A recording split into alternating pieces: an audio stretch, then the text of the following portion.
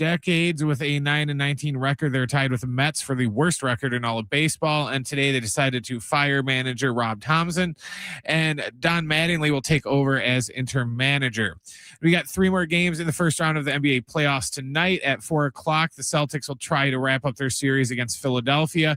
And at 5, we got Knicks, Hawks, and Spurs, Blazers at 6:30. Both those series are tied at 2 games apiece. For a backyard that stands out, RCP Block and Brick has the new large profile Monarch pavers. They're bold, modern, and made to last. From walkways, patios, to pool decks, Monarch large profile pavers will transform your outdoor space. Monarch pavers now at rcpblock.com.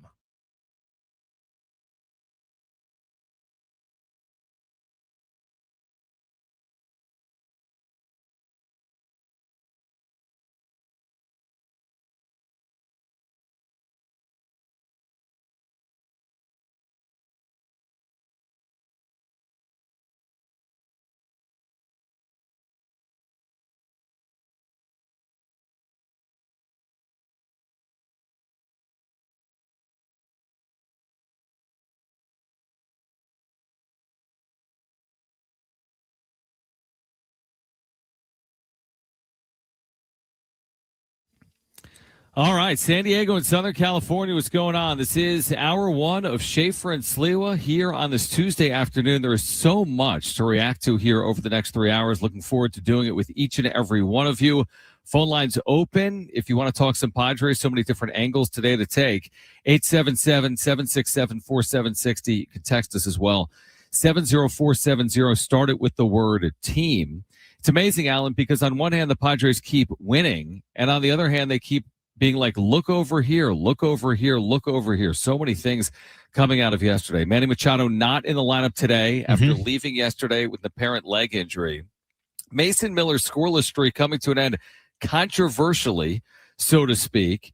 And Jay Cronenworth will get his first start at third base of his career here tonight with Fernando Tatis Jr. remaining at second base on the infield. So a lot to react to, but at the end of the day, another win for the Padres, off to one of the best starts for the franchise in team history.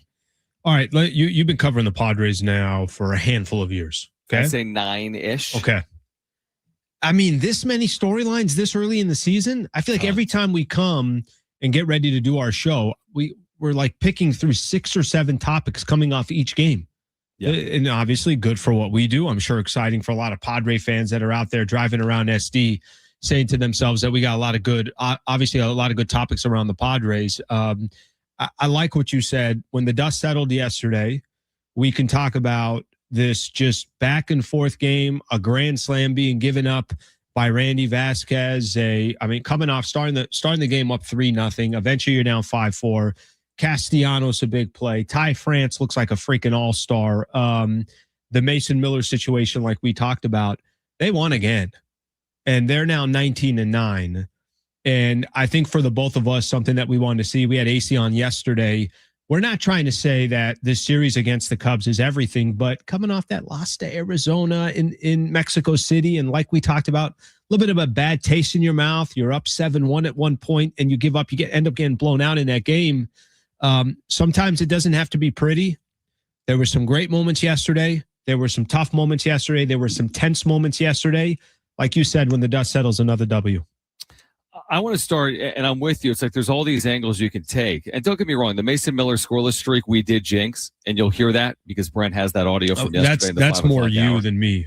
That's more. I had nothing to do with that. Oh, yeah. And I think, actually, if I'm right, yesterday's podcast, we're not able to find. So, like, that. We don't even have it. It's not on iHeart anymore. The way I remember it was you said, I guarantee Mason Miller will never allow another run for the remainder of his career. Then fast forward 2 hours later, I'm kidding. I think we both walked down the path and you'll hear it.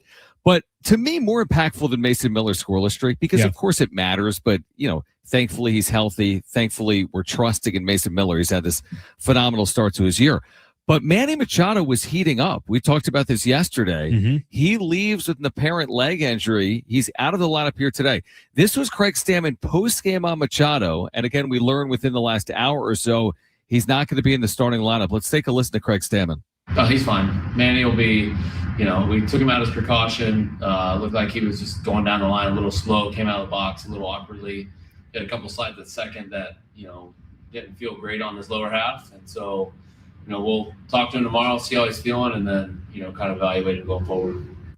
So hopefully, again, last night saying he's fine. Hopefully, Alan, just precautionary. It's a day. He probably could use it over 162. Organization has talked about this a lot over the offseason. So he'll get a day. Hopefully not more than that for two reasons. A, it's Manny Machado. And secondly, he was playing better baseball over the last couple of days. He hit yesterday 3 for 4, a couple of doubles.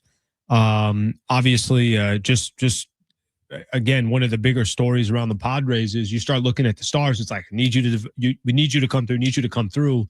For him, you're right. He has looked better the last couple of days. I'm going to tell you why I'm not concerned.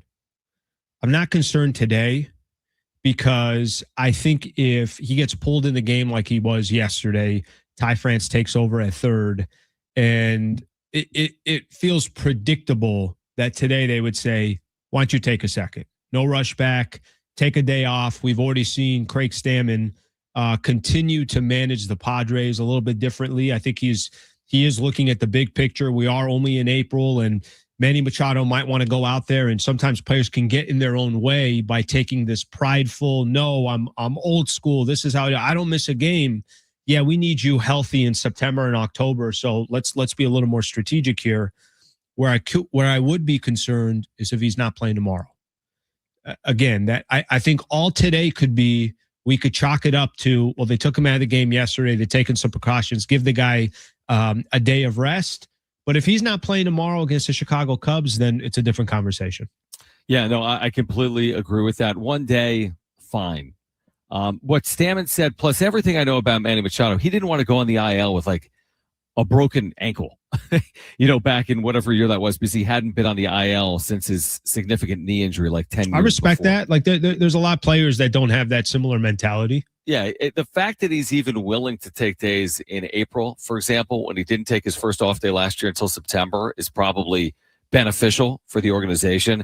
But I'd be shocked if it's anything more than a day. In fact, I'd actually be concerned if it was anything more than a day. Because here's a guy that would try to play on a broken leg probably within a few days. So hopefully he will be back. The other significant storyline. Can I just add one more thing to this? Sure. Again, it's not fair for me to even talk about this, but the last time Craig Stammen was talking about another player, and he was mentioning as far as, what he thought injury-wise, it was Pivetta. And he did mention on Pivetta, just simply said something, I think, to the effect, he may not miss his next start. He did say that. Now, again, I don't think that's a comp. I'm just saying that what I want to wait and see is I want to see Manny Machado back in the lineup, and then I'll feel comfortable of like, all right, well, whatever's being said behind the scenes, this is Manny Machado's name on the lineup, and I'm good to go. And hopefully that's the case tomorrow. Yeah, it is. Sometimes also with managers coming off of games and speaking on injuries, I mean, you're probably wiser not even to comment on it. Obviously, you don't have the full advice of the medical community on your player. I agree with you within like an hour. And think about the hands in the cookie jar, so to speak. The player, the agent, the medical staff, the front office. So to have consensus. Now, some things are minor. If you tweaked an ankle, you tweaked an ankle. Sure. But when it's bone spurs or elbows or shoulders or anything, anything of significance. Who knows where any of this can go? It's hard to really comment and necessarily get it right. I think I'd probably prefer the manager wait on it. Sure. And then again, then I think a lot of the fans and the media are then critical. Like if Mike Schultz slow plays an injury, we don't know, we're waiting, they haven't read the MRI, then I would go on the air and be like, well, come on, they have to know more. And then when they do speculate and then they get it wrong, I would be like, oh, come on, you speculated and got it wrong. It's a tough spot. Can I tell you which one I'd rather be in? It's a tough spot to be in. The one I'd rather react to is the one where they are slow playing and kind of the under promise, over deliver. Right. And if Stammen said yesterday, again, we're not trying to make something out of nothing because I don't think there's anything here. We'll find out if Manny Machado is good or not. We'll find out probably by tomorrow because clearly he wouldn't miss 2 games in a row if he was feeling well. And clearly if he wasn't feeling well, then he probably would miss 2 games in a row.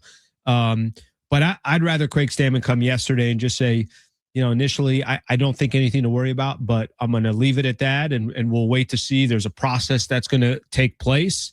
And as soon as I get some information, I'll share that information with you guys. And frankly, if the media or us as sports broadcasters don't like that, tough, based off of he's got his own job to do, and it's okay to kind of hold your cards.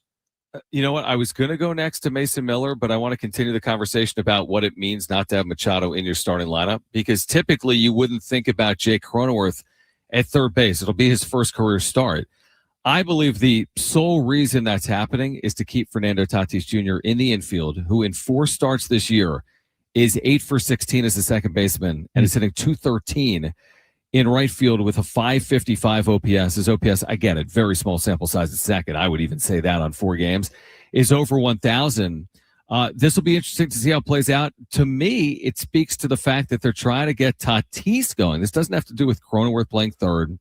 This has to do with, can we get Tatis going? Still homerless, did have 2 hits yesterday, playing second base, and maybe trying to find a way to appease Tatis or get his bat going by playing him more often in the infield for whatever that's going to be worth. How common is this? Like, is this or how uncommon is what we're watching play out? Again, like you said, a very, very small sample size. It's not like he's played in 15 games at second base or something along those lines. So just out of curiosity, is this very common in the sport to try to accommodate to a big time player in right field that's struggling, bring him into second and see if it shakes it up a little bit? I think anecdotally speaking, I think it's very uncommon. Like, feels like it. Yeah, I don't think of a lot of examples of this.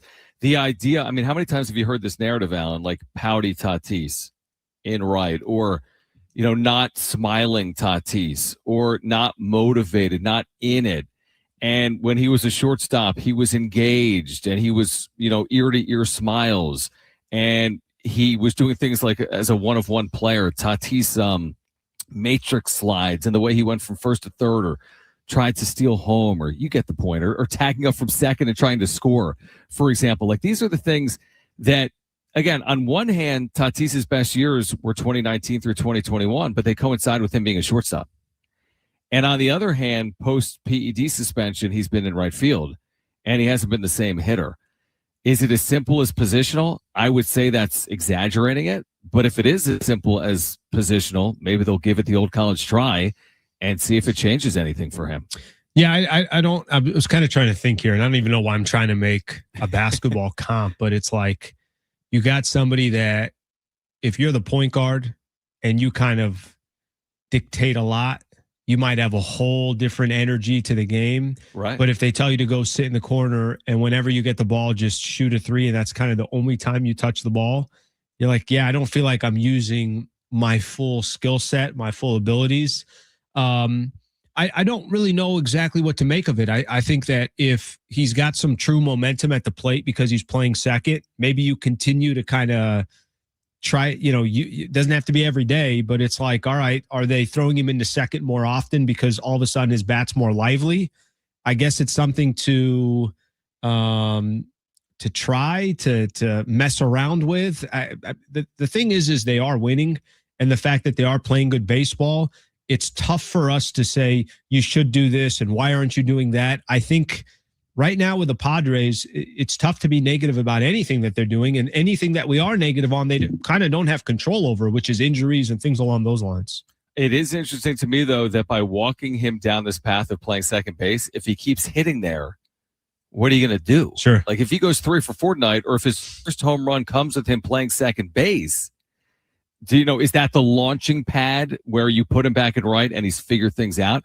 Or is the launching pad actually him playing second base that is allowing him to be unlocked or unleashed at the plate? And you also got, again, it's not like Cronenworth has done anything at the plate. So maybe they're more open to trying different things as a combination of that.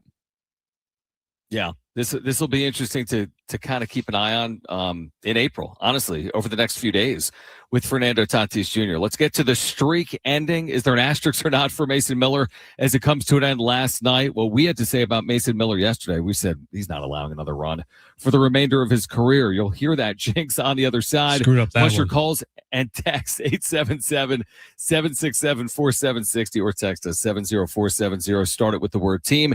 Darren Smith at 4 p.m. Eric Pincus on the NBA at 4:30 here on Schaefer and Sliwa, San Diego Sports 760 live on the iHeartRadio app.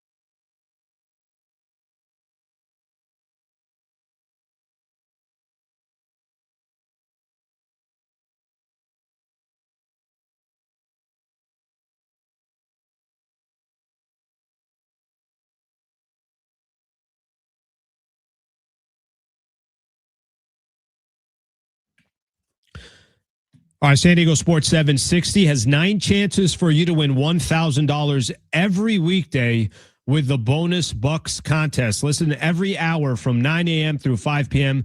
Listen for the keyword, then enter it at sportssd.com. Your next chance to win $1,000 is coming up soon on San Diego Sports 760, and John will deliver the cash right to your door. Just think how many gallons of gas you could get. You could probably get a gallon or two. Oh yeah, easily. You could pick up a couple of gallons. Easily. Couple of gallons. Easily. Maybe 3. Just think about it. You got Slow 3 down. or 4 gallons of Slow gas down. with that Going bonus a little too far there. contest. All right. Mason Miller, as we told you, is not allowing runs this year. The scoreless streak will be the greatest in baseball history. There's nothing to worry about. This is what we said literally yesterday. And of course, last night, was I on yesterday? Was I part of the show? Sometimes you watch players do certain things and you just assume, like, this is not good. I'll knock on wood, do whatever I got to do here. Let me kind of give you an example here. Suarez would come in. And I liked Suarez. I thought Suarez did a phenomenal job for the Padres, right? But Suarez came in, and it was like there was just enough there where I'm like, yeah, I'm just going to throw my seatbelt on. Like I'm just make sure I get that seatbelt on. This could be a very safe ride. I know the ride is just 5 minutes home, but let's make sure that seatbelt's on. Mason Miller comes to Mason Miller comes to the mound, and I'm like, you know what? I'm good. I'm gonna go do some laundry. I'm gonna go run some errands. Do I even need to watch this? Mason Miller is just so damn good. Of course it's gonna come to an end. Of course he's gonna give up a couple of runs. Of course he's gonna have a blown save. I don't know what's gonna happen. I don't know if he'll break the all-time record, the scoreless record. I don't know if he will or he won't. But you have kind of got to a point where it doesn't really matter what the score is. If Mason Miller is coming in, it's like, you know what? I'm just going to take a shower and not have to worry about anything. Suarez would come in. I'm like, all right, everybody buckle up. Let's, everything could go just fine. Most likely it's going to go fine. But you always knew that Suarez had it in him to potentially blow a game. Dude, I love what you just said about, like, when you're watching someone do it as well as he's done it, it's almost hard to imagine how it ends. Well, you know how it ended? You know how it ended? With one of the more remarkable and discussed fair foul ball calls in baseball, modern baseball history. But, I mean, that's on us. Like, listening back to that, like, that's on us. That's not on Mason Miller. It's not on the umpire. Yeah. That's on Schaefer. And honestly, it's more on you, I think. What are you talking about? That was 80 seconds of you. And then me be like, yeah, I agree with that. It's hard to imagine how it ends. Well, because you didn't fight ridiculous fashion. You didn't fight the other way. That's why you get more of the blame. Brother, how did that happen? How is that what you and I said, and then 6 hours later it was done? I'll tell you. First of all, 6 hours later, the tying run is at the plate with nobody out. I know. He enters in a non-save spot, which is always dangerous for a closer. And then, of course, it all starts with one of the more controversial calls, again, of the season probably, a ball trickling down the third base line that Ty France clearly picks up in foul territory. It was close, very, very close. It was close, but video would confirm that he picked it up in foul territory. Baseball earlier today confirmed that it should have been foul because it was picked up in foul territory. There's no other consideration prior to a base other than whether the ball is on the chalk or off the chalk. And the ball was off the chalk. It was clearly a foul ball. And listen, they could have still scored runs. Sure. The dude could have homered for all I know if it was a foul ball. But I just feel like that ignited it. The Cubs needed something like that for the scoreless streak to come to an end. And credit Mason Miller for getting out of that spot with preserving the lead and the win, ultimately 9-7. But it did come to an end. I mean, I thought it was clear as day. I'm not saying it wasn't close. I agree with you. And there's a human context to it. I'm not saying I get it right either. I think umpiring is hard.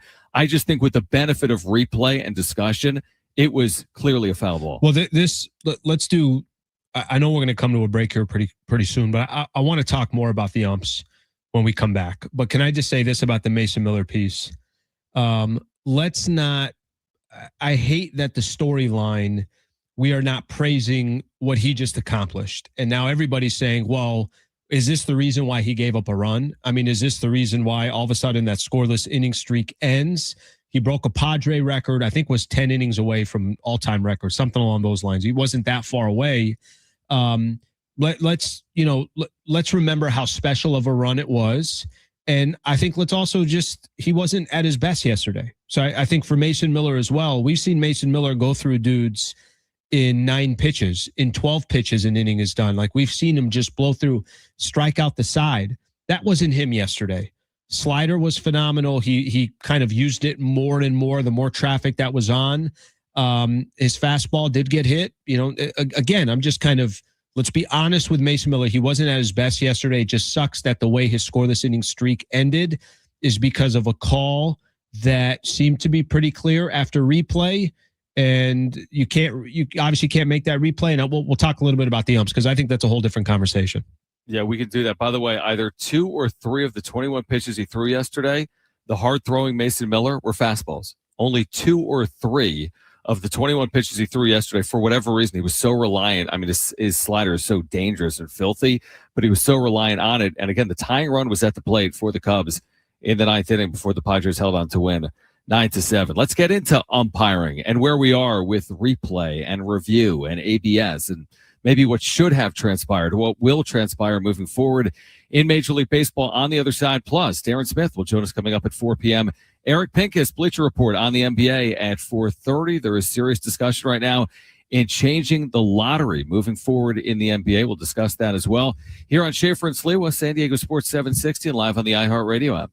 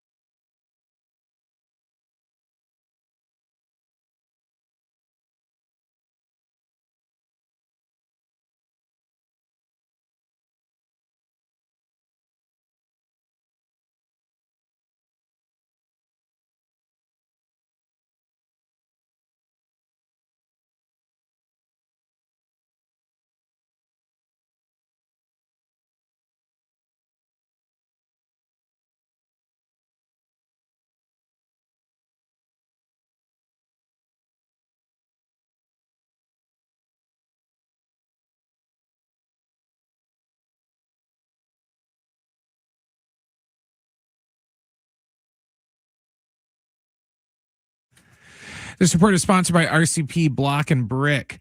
Padres and Cubs are getting set for game 2 of their series tonight down at Petco. It's going to be Edward Cabrera going for Chicago and Walker Buehler on the hill for the Padres. First pitch is set for 6:40. In other baseball news, the Phillies are off to their worst start in over 2 decades at 9-19. They're tied with the Mets for the worst record in the league. And they did something about that today by firing manager Rob Thompson. He is going to be replaced by Don Mattingly on an interim basis. And we got 3 more NBA games tonight in the playoffs at 4:00. We got 76ers and Boston. Boston's going for the 4-1. This is going to close them out. And at 5:00, we got Hawks Knicks. And at 6:30, we got Portland at San Antonio. Both those series are knotted at 2 games apiece. For a backyard that stands out, RCP Block and Brick has the new large profile Monarch pavers. They're bold, modern, and made to last. From walkways, patios to pool decks, Monarch large profile pavers will transform your outdoor space. Monarch pavers now at rcpblockandbrick.com. All right, Schaefer and Sliwa on this Tuesday afternoon where we do have tickets to give away. Santana is coming to San Diego this summer. Let's go. Motley Crue will be here this summer as well. We've got multiple pairs of tickets, one to see Santana, the other to see Motley Crue. Be listening for your chance to win. One of those pairs will be given away this hour on Schaefer and Sliwa, San Diego Sports 760. Who are you going to see? If you could only pick one, Santana or Motley Crue. Santana. Just like that. Yeah. Just you're decisively stylistically, I like that kind of music more. Okay. Yeah. Yeah, me too. I'm going to go see Santana. Now, there's plenty of people that are Motley Crue fans, so they get to go enjoy that style of music. You and I were going to Santana. 100%. 100%. Let me read this clarification for Major League Baseball, and we can get into the larger conversation about where replay is heading, what the future of umpiring looks like in the sport. This per Ben Verlander, who I think he does. He's an MLB analyst. So I don't know if he officially works for Major League Baseball or not, but Ben Verlander has covered the sport for forever.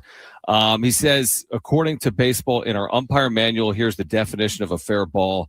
Fair ball definitions of terms. When in contact with the ground, a ball must be in contact with fair territory and not merely over fair territory in order to be adjudged to be fair. So this ball, maybe it was, quote unquote, over fair territory, but it was on the ground. Therefore, if it's on the ground and not on the chalk, by definition, it is a foul ball. He went on to say MLB acknowledged an error was made. So I don't know what to make of that. They're not going to take the earned runs away from Mason Miller, but it does. By the way, that's the only reason why we care, right? It's because Mason Miller was on the mound. If Jason Adam was there, or Maury Hone, or Estrada, or go down the list, we don't care, right? Yes and no, other than the fact that the tying run came to the plate in a 9-5 game. So, it could have been the difference between winning and losing. It wasn't. But, it could have been. You're up 9-5 going into the ninth. Here's the only reason why I'm saying this, because I think there's a clean. This is just a matter of time, and there's going to come a time where there's going to be a replay, or there's just going to be, you can challenge what was fair and what was foul. Every single year that goes by, we're going to get more predicaments and situations where we're just going to say, why aren't we just using the technology? Why even put this? Yes, it's the umpire's job to make the correct call there. He's staring right at the ball and is staring at the foul line there down third. So it might have seemed a little bit clearer for you and I. He did check. It was the ump that looked at it. There was a third baseman that looked, or the third base umpire. But it's like, at the end of the day, I think the only thing that I'm really paying attention to is this technology is here for us. Let's just freaking use it. And it's just a matter of time before umpires are already becoming so much more irrelevant than they were a year ago, 5 years ago, and more technology is going to be available to us in instant. It doesn't even delay the game. The ABS system is incredible. It's amazing. I'm watching the Cubs yesterday. They used their challenges early on. They don't have any left, and there are balls that are landing directly at the center of the plate that are being called, or strikes that are should be strikes, are being called balls The entire time, I'm like, we're just all wasting our time. Let's just move the ump. If it happens today or it happens in 5 years, it's going to happen.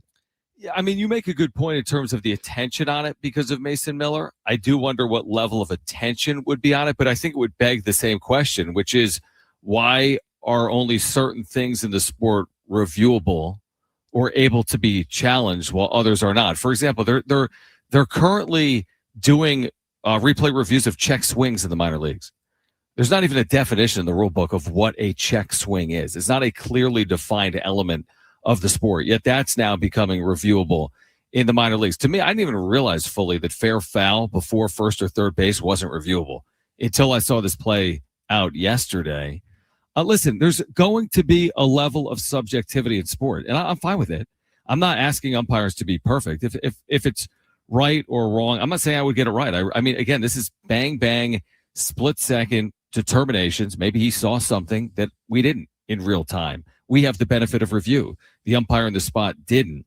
But I do wonder if you're gonna fractionalize balls and strikes, then why wouldn't you just do that to the entirety of the sport? You're gonna measure things to centimeters, millimeters actually is how they're measuring things with ABS, but they're not doing it in other elements of the sport. It just seems like you're 1 foot in. When are you going to be 2 feet in? But I think, John, I think there's a look. I'm going to give baseball its credit. They have progressed a ton in the last 5-6 years. And I think if you'd have told me, if we went back to 2020, whenever a lot of these kind of significant changes started coming into play, if I'd have told you this is where Major League Baseball is today, I don't think you would have believed me. And I think a lot of people, I think baseball was the slowest to adapt to anything. And I feel like they've taken real strides. So to answer your question of, I feel like you're one step in and when are you going to jump, with both feet in? I think I think they have taken some significant steps. And if this is something that's added next year, because now it was a major topic and maybe because it was Mason Miller and it got the amount of coverage that it did, maybe they're going to say, yeah, this is an easy kind of addition to what we're already doing. I wouldn't be surprised if this is added as well.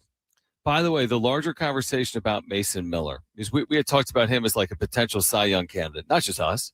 You've seen that topic in April. Been a ton. Yeah. Across baseball.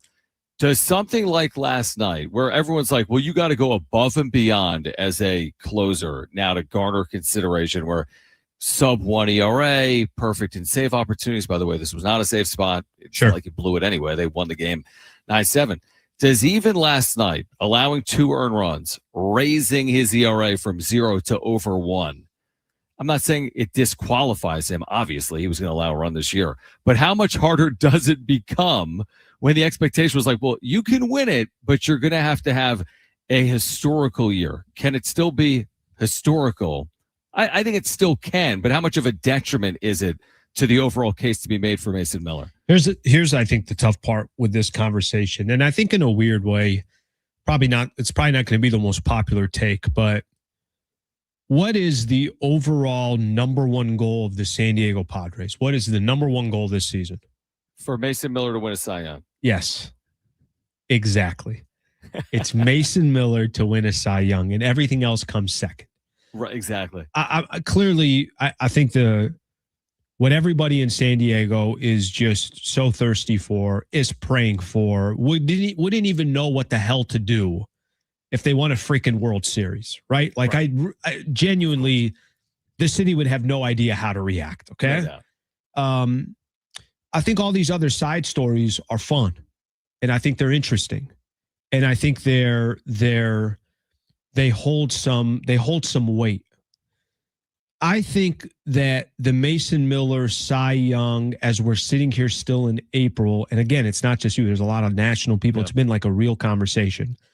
I wish it got more steam in like July, where we're far enough into the season where it's actually becoming a legitimate conversation. By the way, part of that's also going to have to do, what are all these other starters doing? Like what are all these other aces? What kind of season are they having? Are there a lot of pitchers out there that actually have been kind of nothing great? Nobody's really standing out.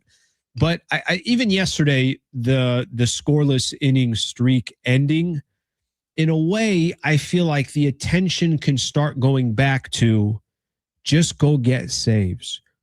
Just go close games for the Padres. You don't have to pitch a perfect inning and everyone around Major League Baseball's got to talk to you. Just keep stacking up W's. And I think one of the beautiful things that's happened so far early in the season, the reason why so many people have been talking about Mason Miller is because the Padres team has put him in a position to make this many appearances, to be this great, to stack up this many W's, to go up against, you're looking at the standings and you're seeing the Padres with one of the best records in Major League Baseball. So I know that you probably don't like that answer of did yesterday ruin what it could be, but I just think like we're so freaking early, and I wish we were in July and he's on a trajectory where it's a real conversation. It's tough, I think, in late April. By the way, consider this as well. The only reason he's in that game is he's warming in a save spot. That's right. Right? He was warming in a safe spot because with 2 outs in the 8th is when Gavin Sheets homered. So now, Sheets screwed it up. So he had no. I don't know. I don't know if it happens or not. If it's a safe spot, but there is a belief with closers that they're most susceptible in non-save spots, whether that's factual or not. Yeah. That's a general belief, right? With closers. Thankfully, he preserved the lead. At the end of the day, that's the job of this team. He said that. He said as much of that post-game. He said, this is less about my scoreless streak, paraphrasing, and more about the team winning. And thankfully, we were able to win that game yesterday. So the world's going to keep spinning. But I do wonder what it just means for Mason Miller as well, moving forward, now that he's no longer invincible. Was he thinking about it? Is it something that piles up on a player, like hitting streaks or homerless droughts or homerless streaks? Now that you put that to the side, does he return to the player that we saw for the better part of his tenure in San Diego? My guess is yes. That would be my guess on the other side of this. All right, ESPN.com with a really interesting article that we can get into on the other side about some of the biggest success stories and failures in baseball in April. Plus, Darren Smith will join us live coming up at 4 p.m. and Eric Pincus from Bleacher Report on the NBA postseason and more at 4:30. Plus, we've got tickets to give away. We'll do that coming up in the next 15 or 20 minutes to see Motley Crue. We'll do that between now and 4 p.m. Stay with us here on Schaefer and Sliwa, San Diego Sports 760, live on the iHeartRadio app.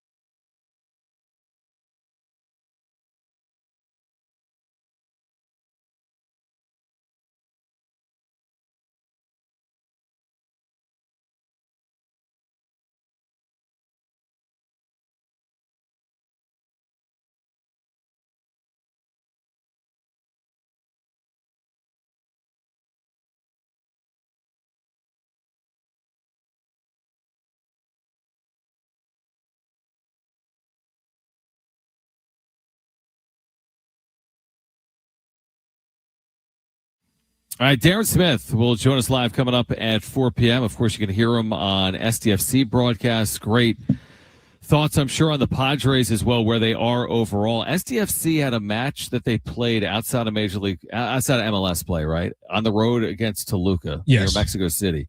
And from that moment, it was March 18th. Yep, they've collapsed. They've been winless in 6 consecutive matches. If you add Toluca in, that's a 7th. If you add the match before that in Major League Soccer, it's an 8th.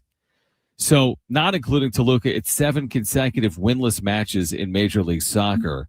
Darren's watched them all and called them all, so he'll join us coming up at 4 p.m. But obviously, very few are better on all things Padres than Darren Smith, and he will join us coming up in about 12 minutes or so. I feel like we should have, I don't know, just some hot seat music when Darren is on and just kind of grill him with very tough SDFC questions. And because I feel like you and I, we've reached the point with SDFC where we're going to need some things. We're going to need some results. Oh, you need answers? Yeah, I'm just saying. That's a long streak right there. Yeah, Darren will be great on it. He'll join us coming up in about 10 or so minutes. We'll give away Motley Crue tickets in the next 10 minutes or so as well. I wanted to discuss something that was published at ESPN.com about like the biggest failures of April in Major League Baseball, but we have time for it. There's a couple of intriguing basketball stories playing out. Okay. One in the NBA ranks, the other in the college ranks. The college one is that ESPN's reporting it's a formality. The tournament will expand from 68 to 76, which on one hand, it just sounds like, you're adding 8 teams, but it's going to add a lot of wrinkles, obviously, into the quote-unquote opening round and more of the NCAA tournament. The other thing that's been discussed wildly over the last couple of months is this anti-tanking policy that the NBA is getting closer to executing on. I haven't yet even done the deeper dive on it, but it will fundamentally potentially change the way teams go about the regular season. Potentially, that would be the goal of the anti-tanking policies. But these are big changes. Sure. Whether it's in the NBA with a new lottery potentially for this, is it for this year or next? The lottery proposals. It has to be next year. Yeah, it has to be next year. So whatever's in place for this draft is in place. Okay, so next year in the NBA and then next college basketball season for the NCAA tournament. You can jump off on either or both, but I think they're both significant for the respective sports. All right, let's start off with the college basketball one. And this is the only thing that goes through my mind. 2 things go through my mind. Number one, did we need any more than 64 teams? The answer was no, we don't. And now that it was 68 and now that it's going to 76, unnecessary, a little bit absurd. But let me put all that to the side for a quick second. Does this increase the chances of San Diego State getting into the tournament? And does it increase their chances every single year? And if it does, then I'm going to be a proponent of whatever is in the best interest of San Diego State and that basketball program. And I think the main thing to pay attention to is I would say 2 things. Number one, there's almost no excuse now for San Diego State for what they've built. Again, this isn't me, just people in San Diego, and I think people in the college basketball landscape, they expect to see San Diego State University in the tournament. And if you're expected to be in the tournament when it's 64, and yes, the first 4 in, and the preliminary games that they have now to get into the tournament, if this is now going up to 76, I have not read all the details as well. I'm just going to assume then that San Diego State University, they're going to be in this tournament every single year. They're going to be a part of this team, the 76 bracket, whatever you want to call it. And if that benefits San Diego State, then I'm all in. Let me say this. If it was initiated this year, this past NCAA tournament, San Diego State would have played Auburn in the opening round. Auburn was one of the more widely discussed teams because they had like 16 losses but played the nation's top schedule. They won the NIT. They were the first team out. San Diego State was either the second or third team out. According to someone that covers college basketball, they showed what the mock bracket would have been. It would have been San Diego State and Auburn in the opening round of the NCAA tournament. To your point, of course it benefits. It benefits teams on the bubble. And San Diego State this past year was on the bubble. And when they haven't been in the tournament, they've typically been very close to that cut line. So the Aztecs likely would have been in. I think definitely would have been in this past year. I guess, John, or does it help? I'm going to assume, yes, it's going to help San Diego State. But does it also just help these other power conferences and it allows them to get more schools in? Because I don't think when they're thinking of doing this, obviously the expansion here to 76 teams, I don't think these people are getting together and they're saying, well, we'd really love to get more teams from the Mountain West in or from the new pack that's getting put together. I don't think they're obviously looking in their best interest. They are going to look at the powerhouse schools or the powerhouse conferences. Yeah, no, I think that's right. I mean, but look at it this way. Like if you're allowing, I don't even know what the math supports on it. If you're allowing 4 or 6 more at-large teams or whatever the number is going to support to get from 68 to 76, or all 8 of those at-large, maybe they are. If you're allowing 8 at-large additional teams, even if 6 are from power leagues, now you're opening it up for New Mexico. Sure. You've opened it up for San Diego State. Sure. I will take that math. Now, on the other hand, I will say this. There are other years where San Diego State's firmly in the field. And now you might be firmly in the field and you have to play an additional game because more teams need to play those last teams in this new opening round to advance to the round of 64. So where you used to be an 11 seed and like 6 spots clear of the bubble, now when you're 6 spots clear of the bubble, well, you got to play someone that was on the bubble to get to the field of 64. You and I had, you went at me and it was very aggressive. And honestly, there were times it was disrespectful when we would talk about the playing tournament for the NBA. Oh, 100%. You lost it. You lost your mind. And I'm like, is this who I signed up to work with? What I said. I don't remember. I hate the playing. Yeah, you hated it, right? But then you start watching it and you're like, hey, these games aren't that bad. Good. Yeah. But let me paint a picture for you and you tell me if you'd be open to this or not. Let's say Major League Baseball came in tomorrow and said, we are really, really looking at expanding how many teams get into the postseason. We want more cities involved. We think we're behind of how many teams get in other sports. Would you be in favor of that or no? No, I don't like it. Okay. Here's why I'm going to be in favor of it. Okay. Again, now this is just going back to a very, very specific, selfish need. How do I get the Padres in the postseason every single year? Yeah. How do I give them the best chance to make the postseason, especially in a sport where you can't actually go on a run and freaking walk away with a World Series like the Nationals or the Marlins or whatever, the Angels? Like they're teams that obviously have accomplished that. I think I look at college basketball the same way. How can I get my own best interest of San Diego State University into the mix? And I think based off of that, I don't think it's the right thing to do to have 76 teams. Like, let me say that. I don't think it's necessary. Just like you don't think it's necessary that 20 teams are in the mix to be in the NBA playoffs as in the play-in tournament. But I'll look at it just solely selfishly. And because of that, I'm down for the 76 teams. It's interesting. And I agree with the premise. I personally don't like the idea of like an 80 and 82 baseball team winning the World Series because there is so much variance in the postseason.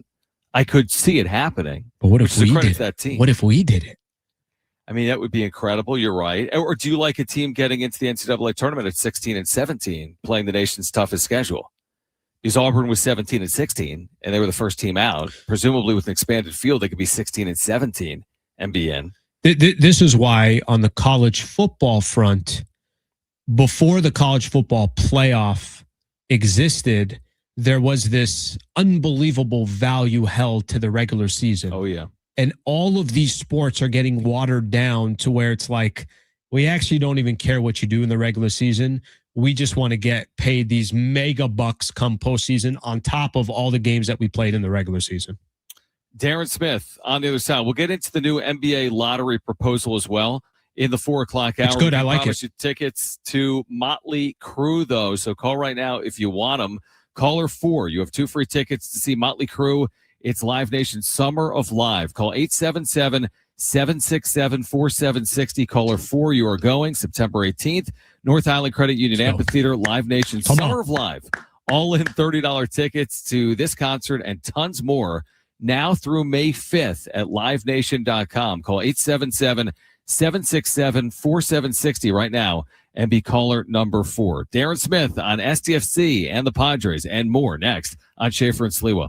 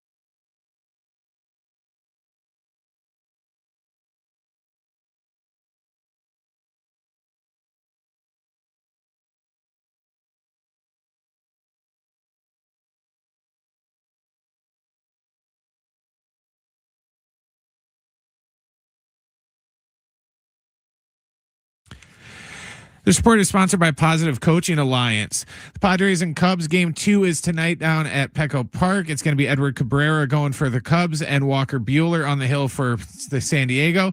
First pitch is set for 6:40. The Phillies are off to their worst start in over 2 decades at 9-19. Excuse me. They are tied with the Mets for the worst record in the league. And today they fired manager Rob Thompson.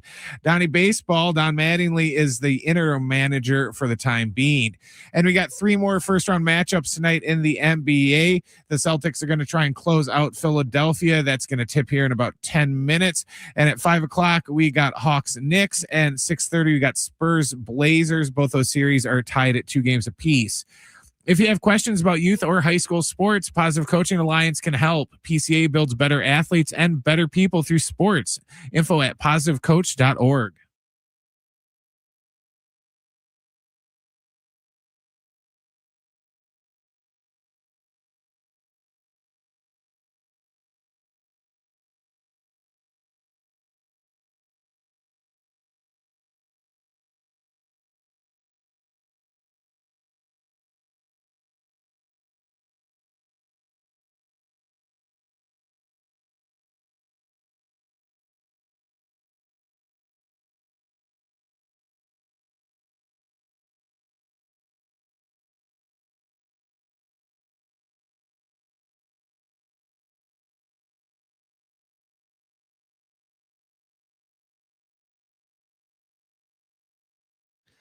All right, hour 2 here, Schaefer and Sliwa on this Tuesday afternoon. Again, we've got Santana tickets to give away. We'll talk some NBA, potentially right now with Darren Smith, also with Eric Pincus of Bleacher Report, who will join us coming up at 4:30. Great to reconnect with Darren. Of course, you hear him on 760 during each and every SDFC broadcast. You can catch him as well on Friar Territory, Section 1904, and back with us right now on San Diego Sports 760. Darren, there's a lot of angles, whether it's SDFC or the Padres or the NBA postseason, your Knicks. But we've talked a little bit about this maybe on and off air. There was that match for SDFC. They go to Toluca and they lose at elevation. And from that point forward, I think that was the middle of March, they've been winless in 6 consecutive matches. And you've watched this played out.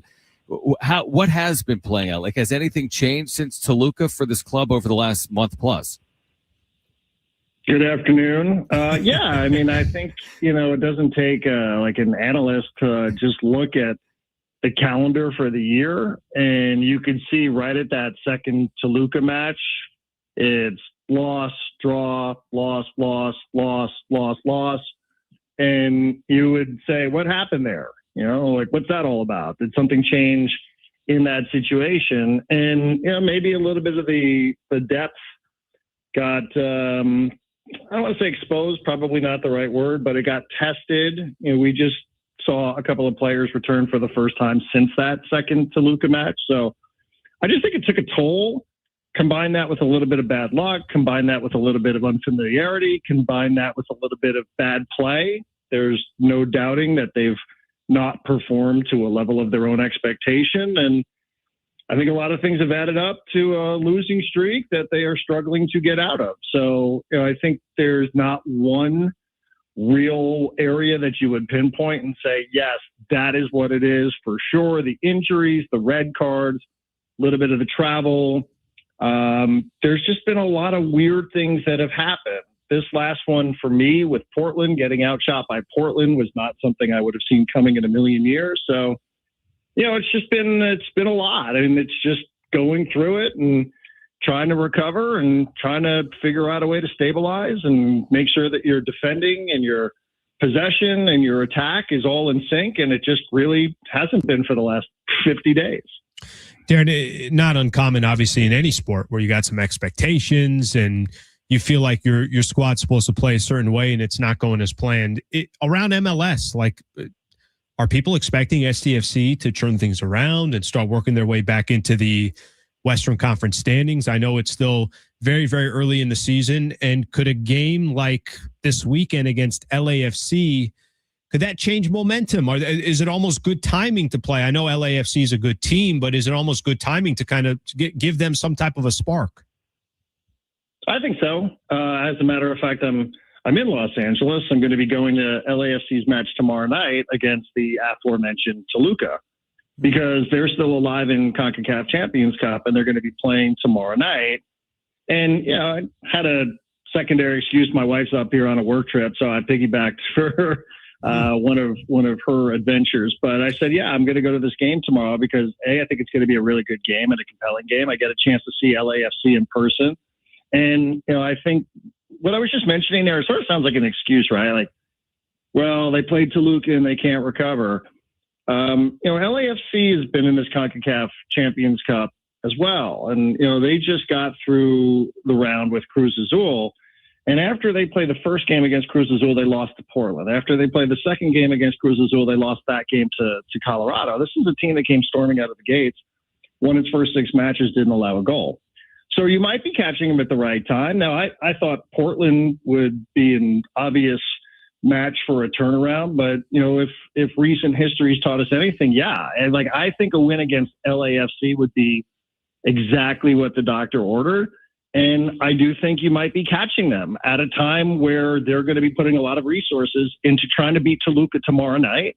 And then they have to travel to Toluca next Tuesday or Wednesday. I don't know which one it is off the top of my head. So you're catching them a little in that cycle, a cycle that we've gone through. And we all understand what the significance is, right? Of a San Diego team facing off against a Los Angeles team. So I think it's a good way to open the window and clear the room out, right? It's the perfect tonic. It's the perfect deodorant for a little bit of the stink that's been on us for the last couple of weeks. Darren Smith with us right now on Schaefer and Sliwa. This is more a point. I think, Alan, you've made this to me maybe on air or off, but I'll follow up because I found it to be an interesting talking point. This idea that, I don't know if this can be answered, Darren, but I'd love your perspective on it. Like, did STFC have a window last year that, like, I don't know if it's closed, but you look at the Western Conference, for example, and some of the teams that are off to these unbelievable starts right now. Like, was there a window that existed last year for STFC to, like, get to the MLS Cup or win it that doesn't currently exist? Or is it way too early to say that STFC couldn't find themselves in a similar spot, you know, now or in the relatively near future, you know, over the next year or so? Way too early for me. You still do have, you know, Anders Dreyer, who, you know, and it's interesting to hear some of the commentary, right? Like, Schaefer, I remember you and I, John, we were talking a little bit about, you know, how sometimes the online discourse is, you know, it's different than it might be in other settings. And it's like, well, you know, Anders Dreyer isn't the same player. And you go, well, wait, what? Hold on a sec. Let me see if there's any accuracy to that. You know, Anders at this point through 10 games last year had 3 goals and 3 assists. And now he's got 5 goals and 3 assists. So he's actually ahead of last year where he was through 10 games. You know, Marcus Ingvartsen's ahead of where he was. You're only 3 points off the pace from where you were a year ago.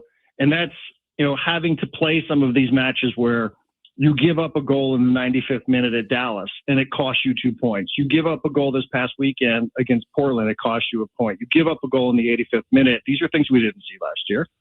85th minute against Real Salt Lake. That's 5 more points. Are we having the same conversation if they're sitting on 16 points instead of 11? I'm not so sure, but that didn't happen, right? So it's a massive if and some sort of scenario that I'm just tossing out. But you're going to get injured players back.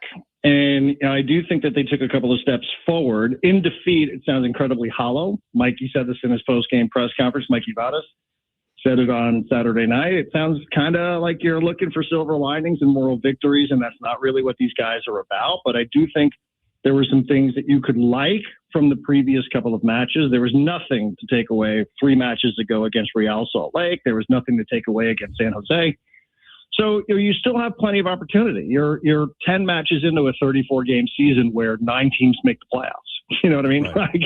So there's plenty of opportunity, especially given that you haven't had your back line but for 2 games out of 14. So, and you have a summer transfer window where you can get a little bit of clarity on the Chucky Lozano situation. That might be an opportunity to move on from that once and for all, or some other scenario that nobody can predict. And it's also an opportunity to go out there and bring in another designated player, to bring in somebody that will help you, somebody that can help you score goals or in the midfield or on the back line or whatever it is that you need. So I think the story of the early season was always going to be about giving younger players opportunities to see before the World Cup break what it was that you had to address during the World Cup break. And, everybody can draw their own conclusions about what it is that they need. I think that they could use a little bit more firepower myself.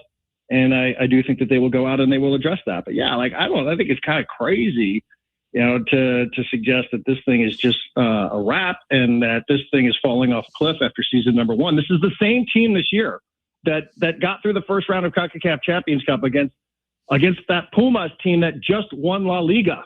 So, I'm not giving up on it just because it hit the skids over the last 5 games. Well, good you're not, because Schaefer already sold merch, and I think his season tickets. He said he's not going anymore. I know. I've listened enough all throughout the years, whether it's here, whether it's a wrap-up show. He's up and down on the escalator all the time.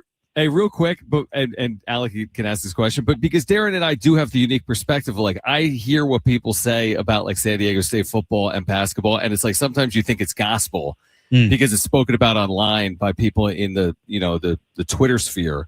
And Darren has the same perspective. It's like some things that people say, it doesn't necessarily mean it's true. Like you have some unique perspectives. Darren does. I do as well. It doesn't mean we can comment on them every single day or defend them in that space. But it's interesting because just because people say it online doesn't mean that's how it's playing out in real time.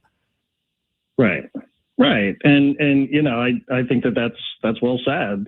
And, that applies to all of this stuff. Sometimes, I fall victim to it where you want to jump into a conversation. You want to say, no, I know this because I'm there, not just because, I'm trying to defend it. Like you just say, no, I just know that is not accurate. I know that is not true.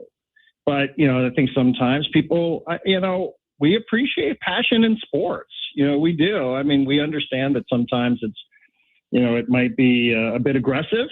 But where would we be without that passion? So I think everybody, understands that. And, that this is just the first real rocky patch that this club has hit ever in its short history, should probably speak pretty well of them. But, I do think that, internally they know what they're about. I think they have some things that they got to fix, some things that are very fixable on the inside. We're not talking about things that cannot be fixed. And, I also think that they will have the opportunity this summer to go out and to bolster the roster, which will be good, I think, for them moving forward. Darren Smith joined us here on the Schaefer and Sleva Show, San Diego Sports 760. Darren, we'll jump real quick over to the San Diego Padres, 19-9 on the season. I know you're spending a lot of time as well. The Friar Territory pod that you and Marty do, obviously breaking down the Padres on a continuous basis. Just there's so many things, so many different maybe compliments we can give to the organization and individuals and the teams. They're 19-9 to start the season. What's one or two things that stand out to you more than anything else of how the Padres have been able to get off to such a great start? Deeper roster. Just being able to, right? Today's a perfect day to talk about it. Having Ty France do what Ty France was doing early in that game, not only with the bat, thought he made a great play. Don't remember exactly what inning it was, but he made a great play picking the ball at first. Later in the game, he made a really good play playing third for Manny, right? So, it's a perfect example on a day like today where you go, wow, like a guy like this didn't seem to really exist on the roster, that you could slide that guy over. Respectfully, some of the quality of the players that were on the bench, it wasn't that. And that's just one player, right? We could talk about some of the other guys. You could talk about some of the other roster pieces that have performed really well. Ramon Laureano, some of the stuff that he's been able to do. So, I mean, I think it's also the manager. The manager's pushed the right buttons, hasn't he? I mean, the manager, sometimes you see this, managers just get on hot and cold streaks where every guy they pull out of the bullpen gives it up. And every guy that they pull off the bench strikes out. Sometimes the manager goes on a heater. And every guy that comes out of the pen, whether it's the right matchup statistically, it works, right? There was this moment last night where he allows Nick Castellanos to hit. Castellanos comes through. The guys on the telecast were joking about it. Okay, I guess when it's going well, you're going well. He's like sitting at the blackjack table and he's he's splitting 8s against the 10 and he's hitting the hand. So I give Craig Stammen a lot of credit. I think they. That's usually a testament to not just luck, but, guys that are being put in positions believe that the manager believes in their ability to come through in those situations. So, I think that's what it is for me, is just a deeper roster to the point where we don't have to spend 3 or 4 hours every single day talking about the fact that Fernando Tatis Jr. has a 295 slugging percentage. Yeah, it's a great point. The fact that they are not, it's been an interesting start, and they deserve a lot of credit. So does Craig Stammen, especially after they were whatever they were, 2-5, and the sky was falling, including for me. Right. And I'm sure a lot of people on the radio are covering the team. Darren, appreciate it. We're looking forward to Saturday night, SDFC, LAFC, 6:30 is the start. Pre-match coverage beginning at 6 p.m. You can hear Darren on the call right here on San Diego Sports 760. But Darren, appreciate you doing it, man. We'll Thank do it you, again Darren. soon. Gentlemen, it is always a pleasure. Thank you very much. And good. Pleasure is ours. Oh, Again, I think he was giving us a compliment there. I don't know. He said, and good, and then he was cut off. I think it could have been towards me if I had to I think guess. it was towards you. It could have been. I think it was towards you. But there's also a strong chance it wasn't towards me. All right. On the other side, we're going to get to the wrap coming up. But we're going to hear from Craig Stammen. He has spoken with the perfect. media. We have that audio. We'll hear from Padres manager Craig Stammen. What's the latest on Manny Machado's injury? He's not in the starting lineup. Plus, Eric Pincus from Bleacher Report on the NBA postseason, the new lottery proposal, and more. He'll join us coming up at 4:30. Stay with us on Schaefer and Sliwa, San Diego Sports 760, live on the iHeartRadio app.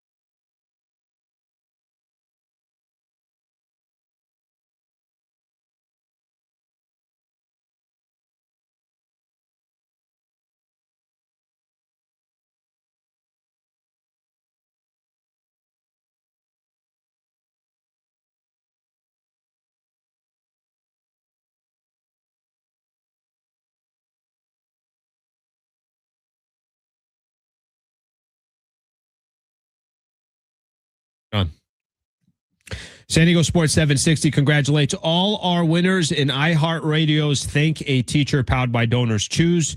There's still time to donate to a classroom project, and your donation will be matched by Donors Choose. Help us say thank you to the educators shaping our future now at iHeartRadio.com/teachers. Did you see that panic there, John? I was like panicking in the beginning there. So take us behind the scenes. Yeah. I was. I don't think my button's working. Your button doesn't. Yeah, I don't think the button's working. Because I was even trying to turn it off in between. I had a sneeze during our conversation with Darren. And I try to show respect to our listeners, and I turned my mic off. Couldn't turn my mic off, so they probably heard. So we just heard the sneeze. Heard the sneeze.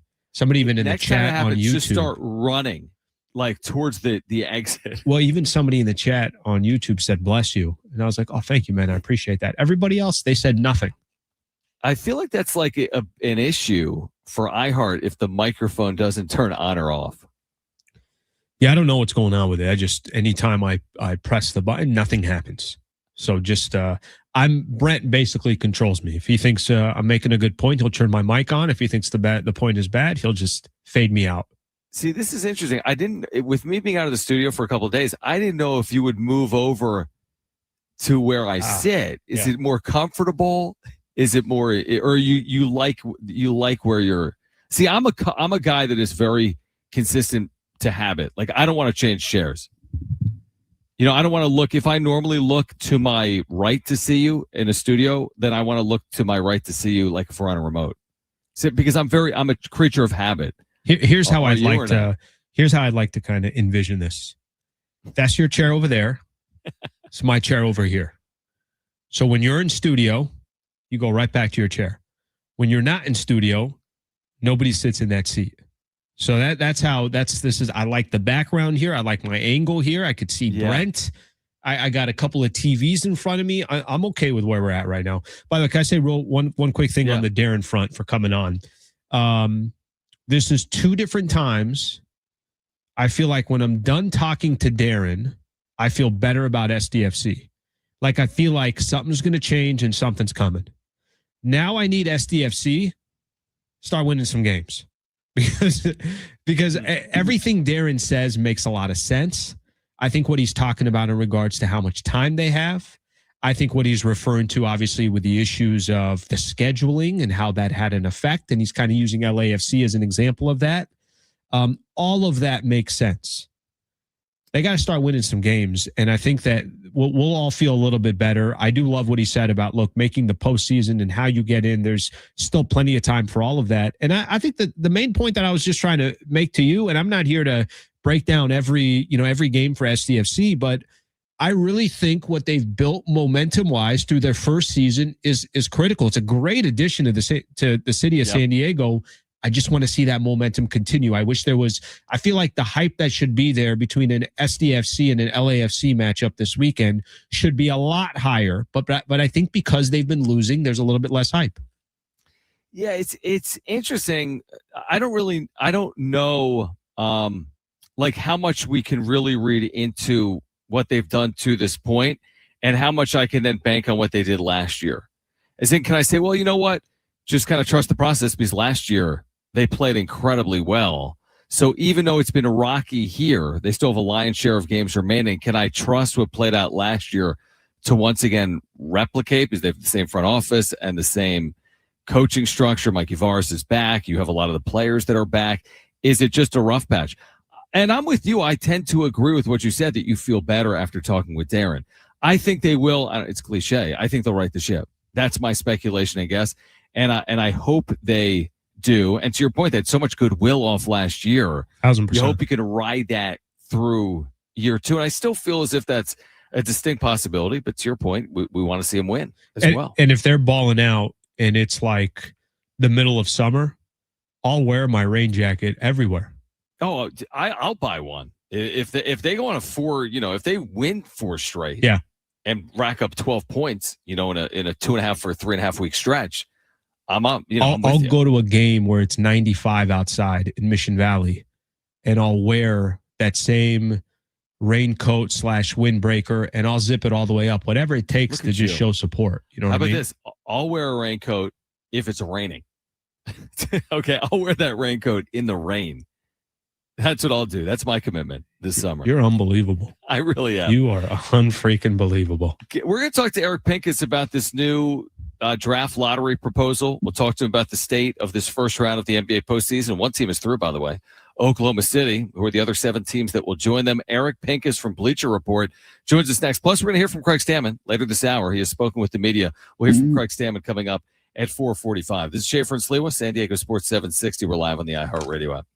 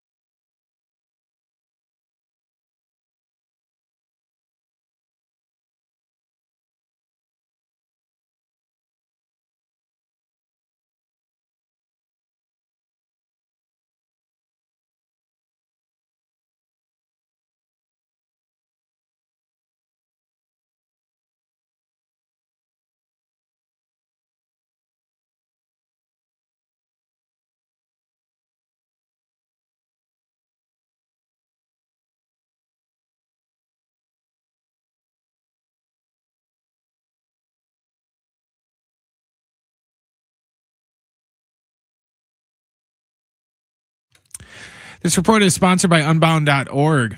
The Padres and Cubs are getting set for Game 2 of their series tonight down at Petco Park. It's going to be Edward Cabrera going for the Cubs and Walker Buehler on the hill for the Padres. First pitch is set for 6:40. In other baseball news, the Phillies are off to their worst start in 2 decades at 19-9, or 9-19, excuse me. They're tied with the Mets for the worst record in the league. And today they fired their manager Rob Thompson. He is being replaced by Don Mattingly on an interim basis. And we got 3 more first-round games in the NBA playoffs right now. About just under 3 minutes to go in the first quarter. Philadelphia leads Boston 17-16. At 5 o'clock, we got Knicks Hawks, and at 6:30, we got Portland at San Antonio. Both those series are tied at 2 games apiece. Right now, there are young people across the world facing a tough choice: continue their dream of education or drop out to help their family put food on the table. You can change their future in a single moment. See how far your support can go at unbound.org.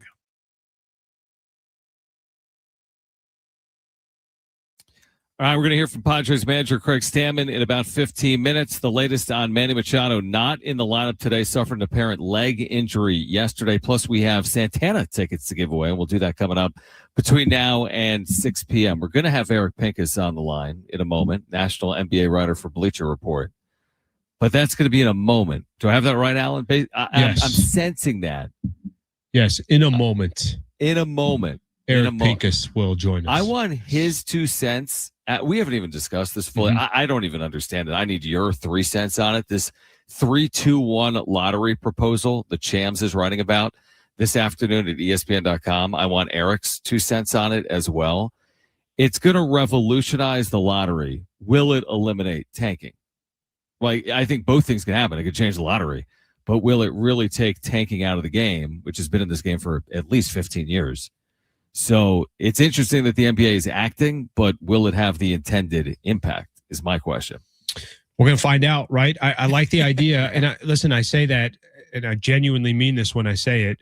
I think there's a little bit of try something different. What you're doing right now is not working. A lot of people are talking about how embarrassing the NBA is because you got this race to the bottom.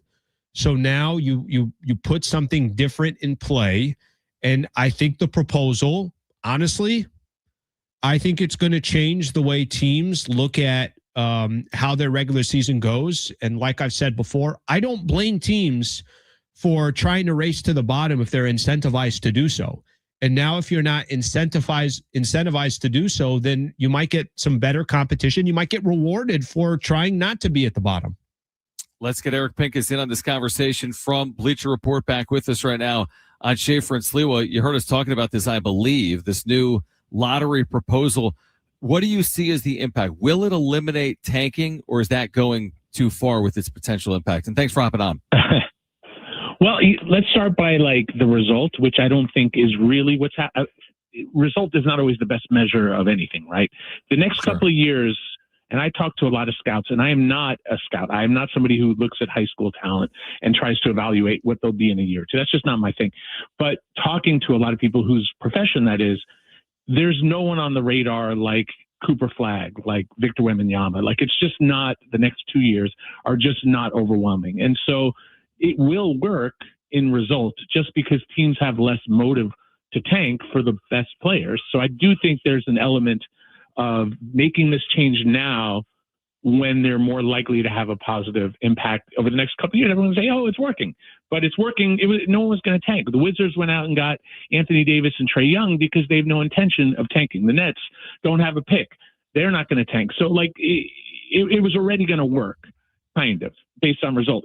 In terms of reality, the way I view reality, most teams do not intend to be awful. You know what I mean? Who wants to be awful? When you're awful, the coach gets fired, the GM gets fired eventually, everyone gets fired. And so, no, it's a miserable experience for teams to be lousy. However, there are usually 2 or 3 teams that are just going to be bad every year.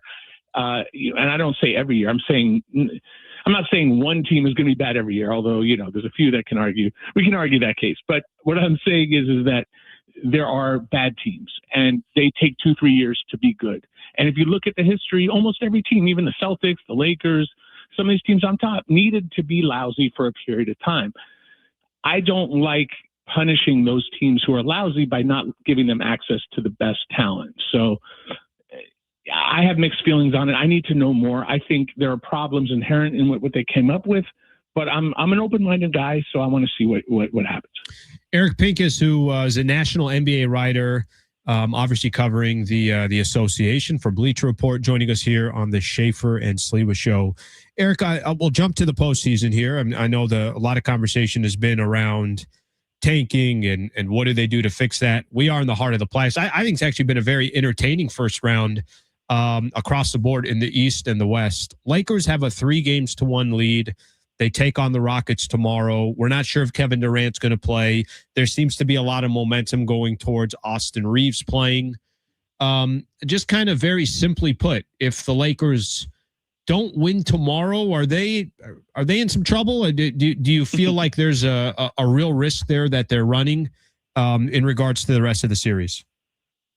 Well, risk exists, of course, but history of the entire NBA says that they're going to win the series because it's never been done before, right? No 3-0 team in the NBA has ever come back. I remember there was a Blazers team that forced a Game 7 with Zach Randolph, and that was really cool, but they fell short.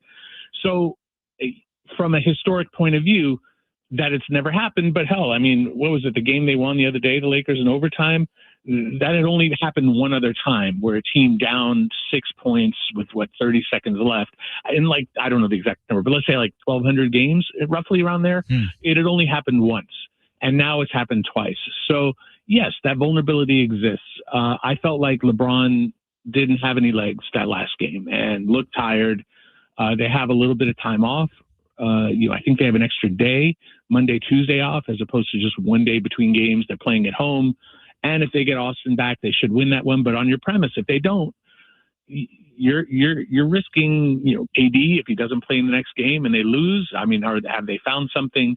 I have the Lakers winning the series. I didn't before it started. I actually had the Rockets winning in 5. So I'm not going to pretend like I saw this coming because, man, without Luka and without Austin, I thought the Lakers were toast. Yeah, I was just real quick, John. I was weighed on my predictions a couple games in, so I like to cheat, Pincus. And then, when it feels like I know where it's going, then I'm ready to make my prediction. Excellent. And that's why I'm projecting the Oklahoma City Thunder to win their first round series against the Phoenix Suns. Eric Pincus is with us from Bleacher Report. We're talking about the NBA postseason and more.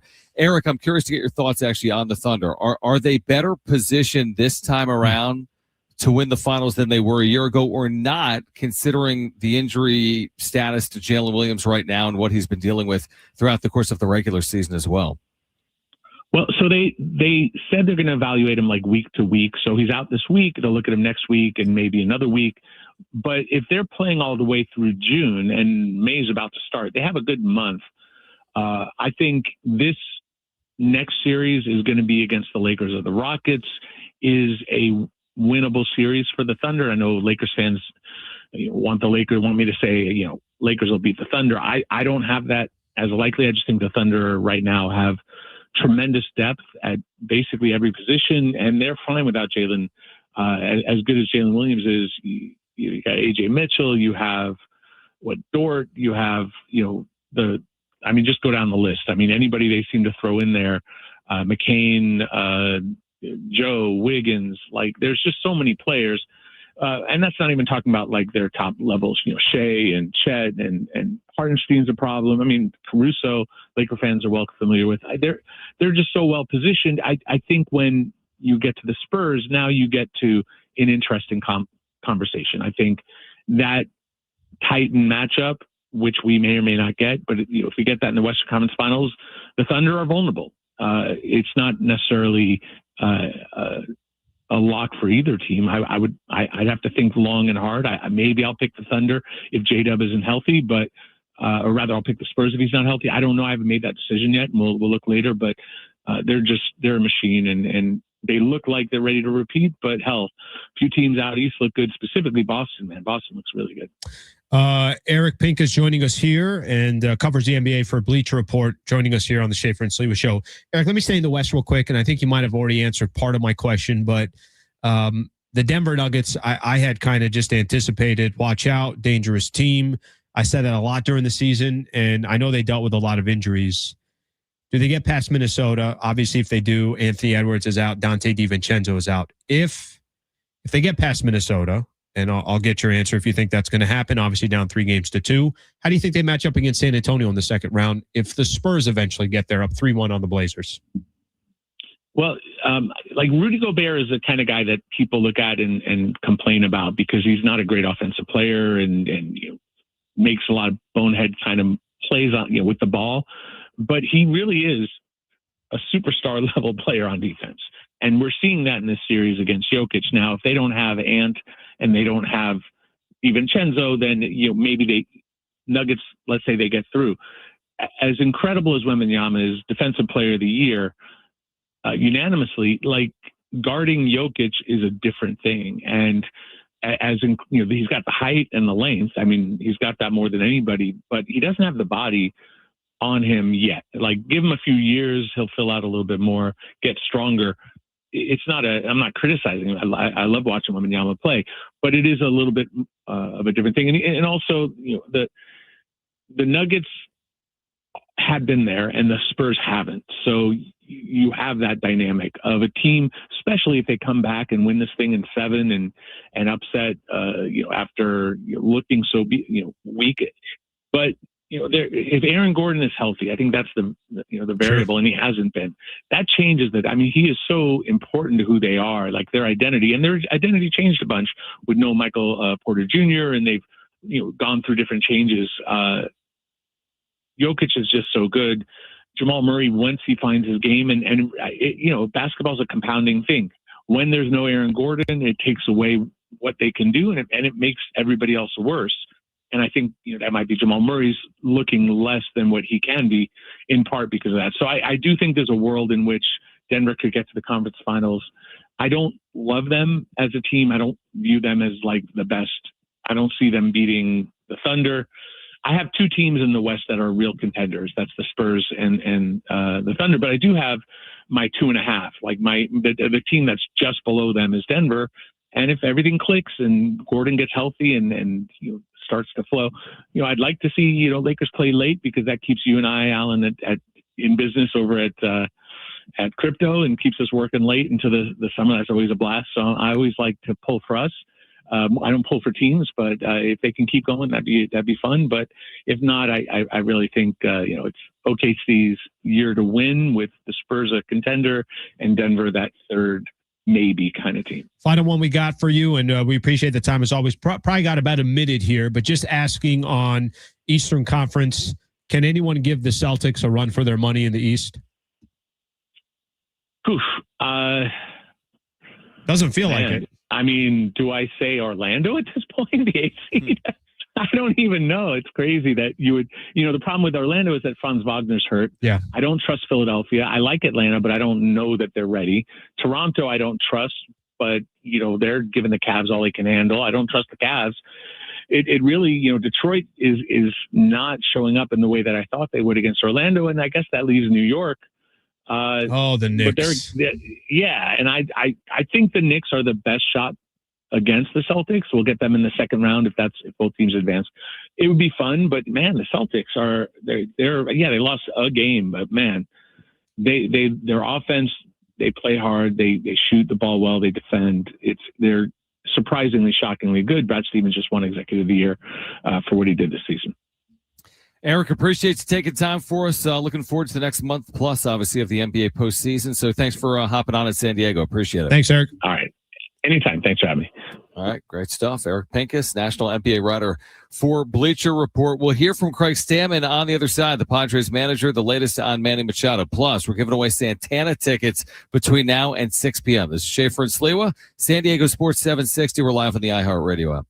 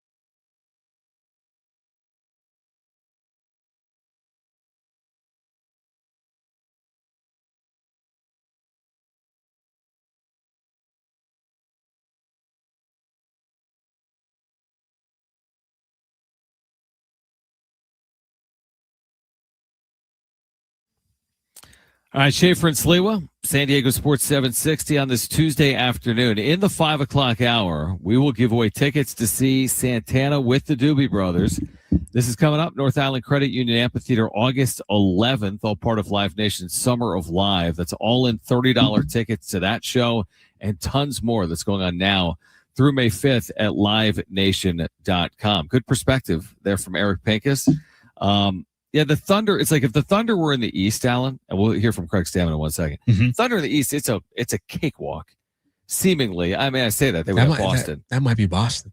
Yeah, I think Boston, the Celtics right? piece of it, what you're talking about, the Thunder, and Thunder will have a tougher path because they will face the Spurs if, that's the matchup. Exactly. Boston doesn't have any of that. They have nothing. They could just walk right in. They could just walk right in. Yeah, no doubt about it. Take a couple of rounds off and they'll be cruising. But I thought that was going to be the case with the Celtics last year. It didn't happen. Indiana kind of came out of nowhere. I think they actually lost to the Knicks, who then eventually lost Indiana. But anything can happen, but it does feel like the Celtics, that's their path.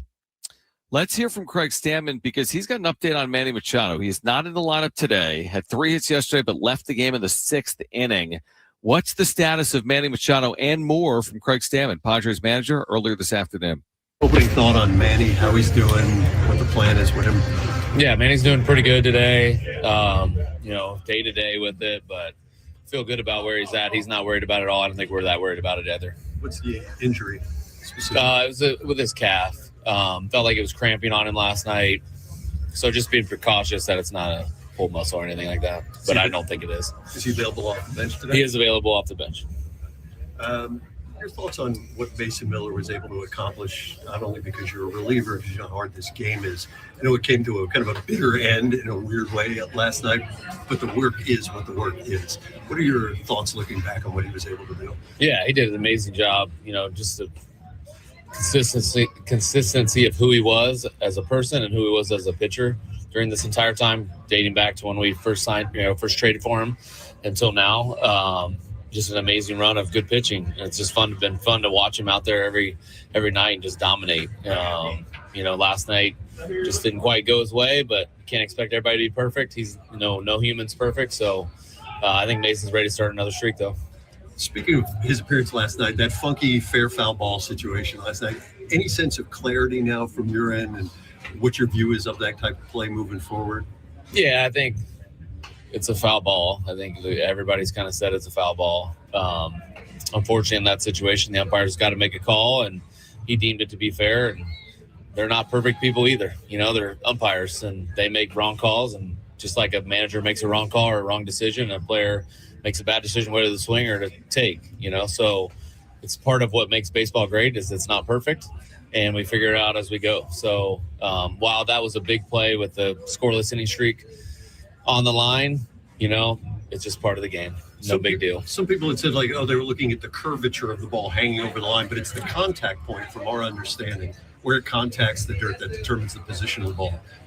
Can you just help me make sure I'm right and if I'm seeing it the way it's supposed to be seen? Yeah, that's right. I think the ball has, when the ball's on the ground, contact with the ground has to be on the line for it to be fair. And, by looking at replay and zoomed in cameras, we saw that it wasn't on the line. The umpires, they got together and decided they saw the same thing and ended up being the way it was. Is there a possibility that maybe he's going to get a day off today or this series or anything? Yes, there was a big possibility that Manny was going to get a day off before this homestand was over. And was Jake an option for third base even then? Yeah, I actually talked to him about it in Colorado. And he said, just give me a couple of days of practice at third base and I'll be fine. So I didn't feel really good about bringing him in last night. I wanted him to have that day off a little bit. But Ty did a great job at third base. I feel very comfortable after seeing him last night and in spring training that he could play third base also. But we'll see what Jake looks like today. Another option. What is the value of a guy like that who, he had to play third base a whole lot, but knowing that he is able to, with 3 or 4 days of work at it, go out there? Yeah, he's just a great defensive player to begin with. I told my son when he was just starting to take ground balls, I said, watch Jake Cromer take ground balls. That's how I want you to take ground balls. So he's someone that does everything the right way, has always done everything the right way. It's someone we trust immensely in this organization. It's a lot of different things, and feel good about him playing third base tonight. Why do that, Craig? Like, why did you want someone else to be able to play that position? Well, I think it originally started with we had Andahar play third the first time that Manny had the day off, and Miggy's hamstring was a little barky in Colorado, so just trying to have a backup plan at some point. We had a couple with Ty and Jake, but just you never know if you're DHing one of those guys and not moving him out of the DH, so you need a couple, extra people that could possibly handle that situation. What are your thoughts on your lineup moving out? Basically, with every guy can play infield and outfield. How do you feel right now with that lineup? I think this was AJ Preller's dream, is to have every player be able to play any position. That's why he signed all the shortstops, but makes it fun for me to move everybody around. I think it's a conversation we had in the offseason of how can we make our position player group more flexible and be able to play a lot of different positions and be able to move around so we can get the most optimal lineup against the starting pitcher in the game. Do you think after hearing that was Craig Stammen just within the last hour or so, Alan, with the media, like a lot of the line of questioning was about, Jay Cronenworth the third, that's interesting. Like that gives you some positional flexibility. I still go back to getting Tatis on the infield, something I didn't envision at all a year ago. He's been in right for the better part of the last 3 years. To me, there's something about like wedging him back into the infield that they are somehow prioritizing in moves like today with Manny Machado getting an off day and Jay Cronenworth playing third as opposed to his traditional second. By the way, just a quick breath of fresh air there. Sounds like Manny's all right. All good. So seemingly, yeah. Seemingly, we'll see what happens there.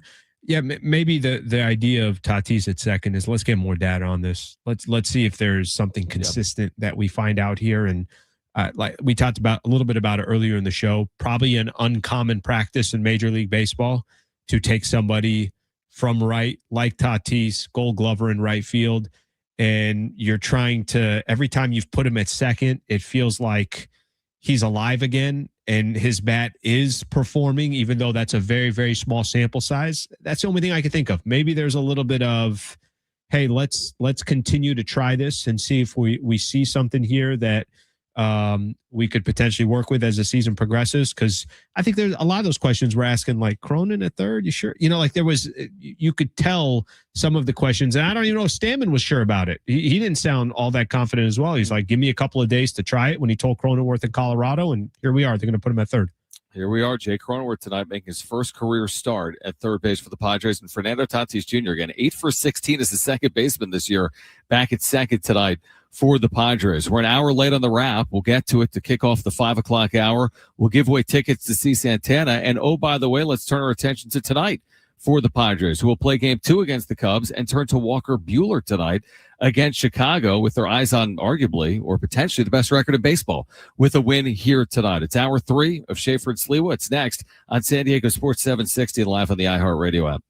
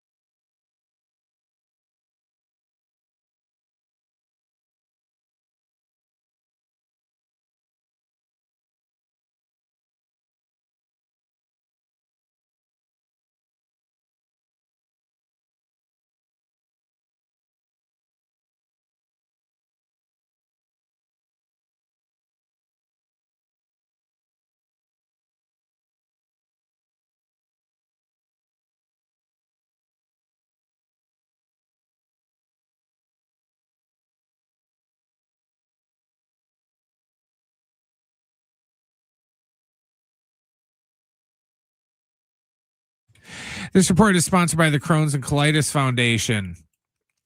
The Padres and Cubs are getting set for game 2 of their series down at Petco Park. It's going to be Edward Cabrera going for the Cubs and Walker Buehler for the Padres. The first pitch is set for 6:40. In other baseball news, the Phillies are off to their worst start in 2 decades with a 9-19 record that ties them with the Mets for the worst record in all of baseball. They fired manager Rob Thompson today. Don Mattingly is going to serve as their interim manager. And we got 3 more games in the NBA playoffs tonight. Right now in Boston, about 3 minutes to go in the first half, the Celtics are up 50-43. Coming up here in about 10 minutes in New York, it's going to be Hawks and Knicks. And at 6:30, we got Trailblazers Spurs. Both those series are tied at 2 games apiece. The Crohn's and Colitis Foundation has been at the forefront of inflammatory bowel disease research and care for over 50 years. Learn more at crohnscolitisfoundation.org.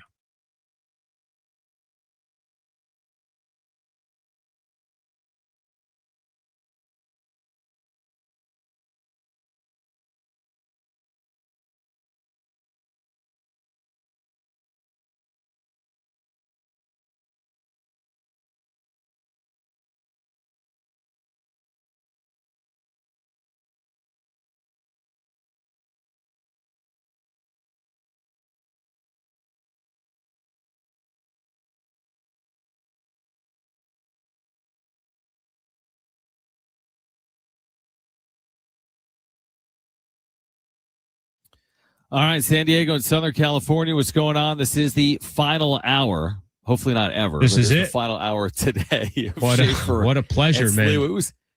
I like doing the what was your favorite memory each and every show. We should play the rest of the week like a best of. Yeah. Just take some of the best shows that we've put together. I'm surprised they don't do a best of from 6P to 6A. With all the content we've done, why don't they take 12 hours a night and just play back all the hits? I mean, who's running this company? That's a great point. It's a great idea. Isn't that a good idea? We're with you today until 6 p.m. Of course, we're back tomorrow as well, 3 p.m. right here on San Diego Sports 760, Schaefer and Sliwa. We have Santana tickets, and we'll give those away this hour on San Diego Sports 760. We'll get into tonight, by the way. Walker Buehler on the mound for the Padres, looking for a 20th win.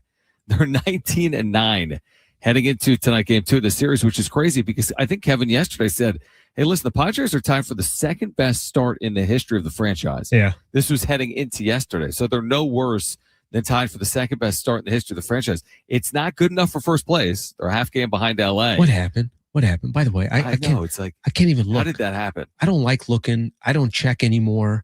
But every once in a while, if I go on, I like to just go straight to the standings without knowing the result of what happened. Yep. I saw that the Dodgers were down 4-2. What happened? Did Miami happen? Maybe it was Miami. I don't obsess over it. I'm not sitting there watching these games. No, I can't watch them. I can't. I can barely even. Let's. I know we got the wrap coming up, but let's open up here real quick. I'm so bad at watching these games, brother. I don't know what it is, but I do know what it is.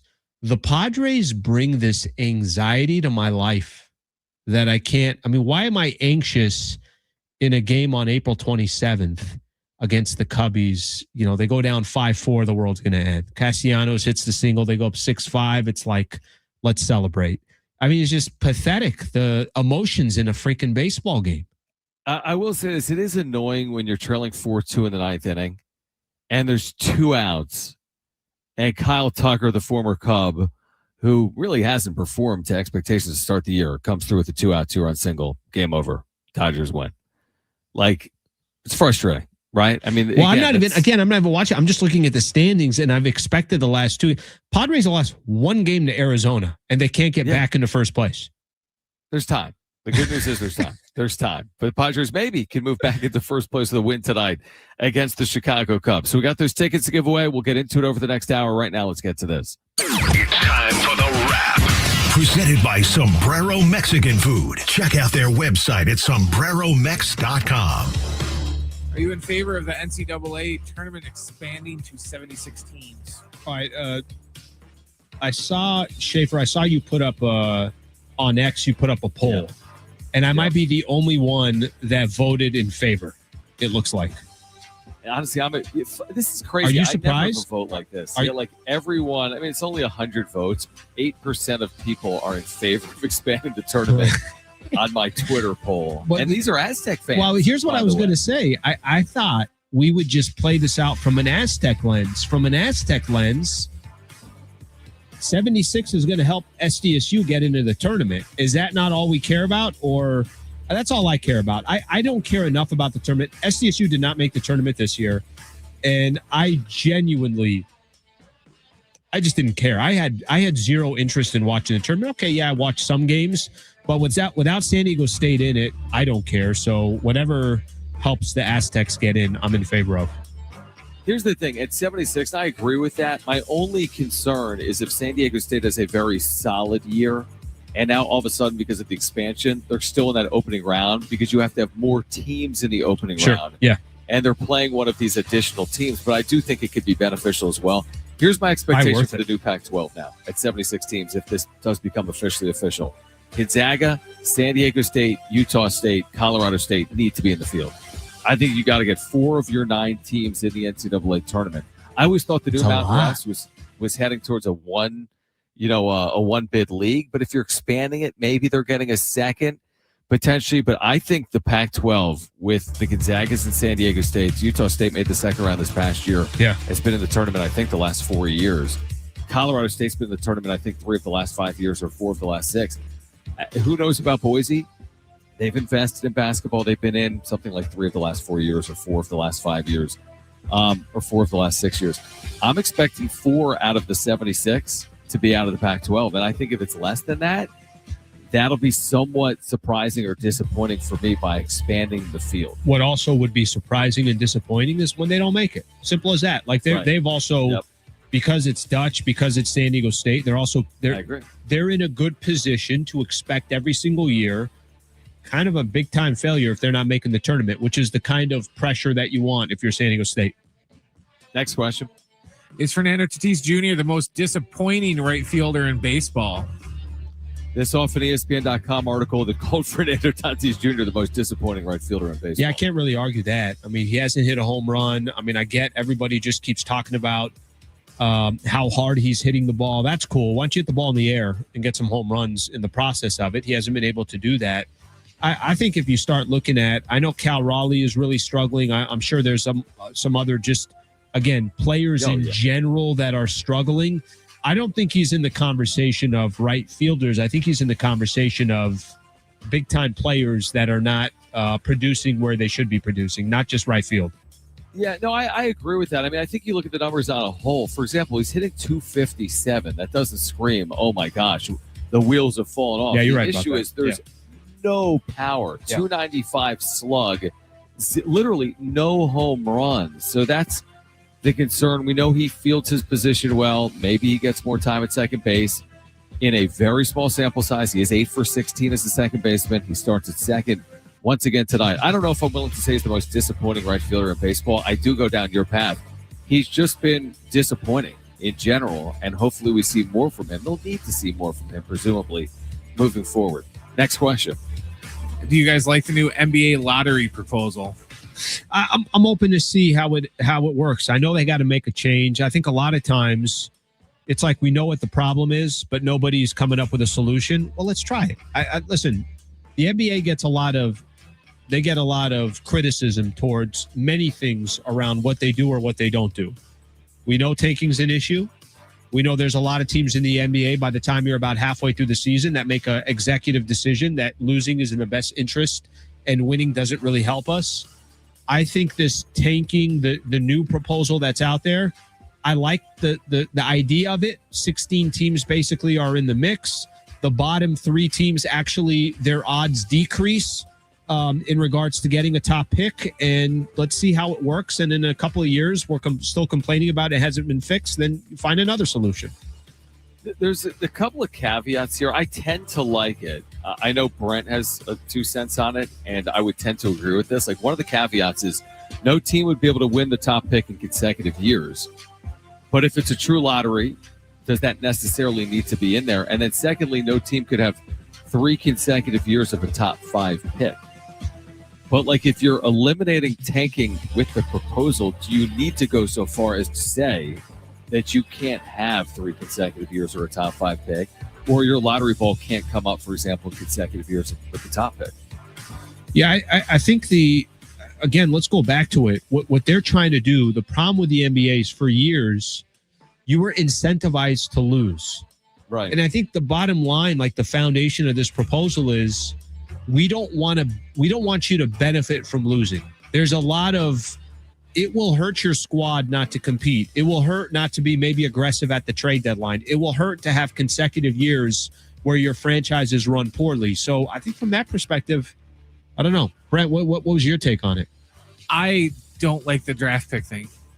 That's the killer for me, is it gets rid of the randomness of the lottery, like John said. And if they're not tanking and, we'll just say Cleveland gets the number 1 pick for discussion's sake, if fate has it that Cleveland wins 2 years in a row, then so be it. Because what are they going to do when they're live and they're doing the lottery drawing and say Cleveland wins next year and then they pull, oh, it's Cleveland. Sorry, we got to throw that ball away and just keep going. Are they going to just keep picking lottery balls out until they get somebody that wasn't in the top 5? Can we all agree with this? Something had to change.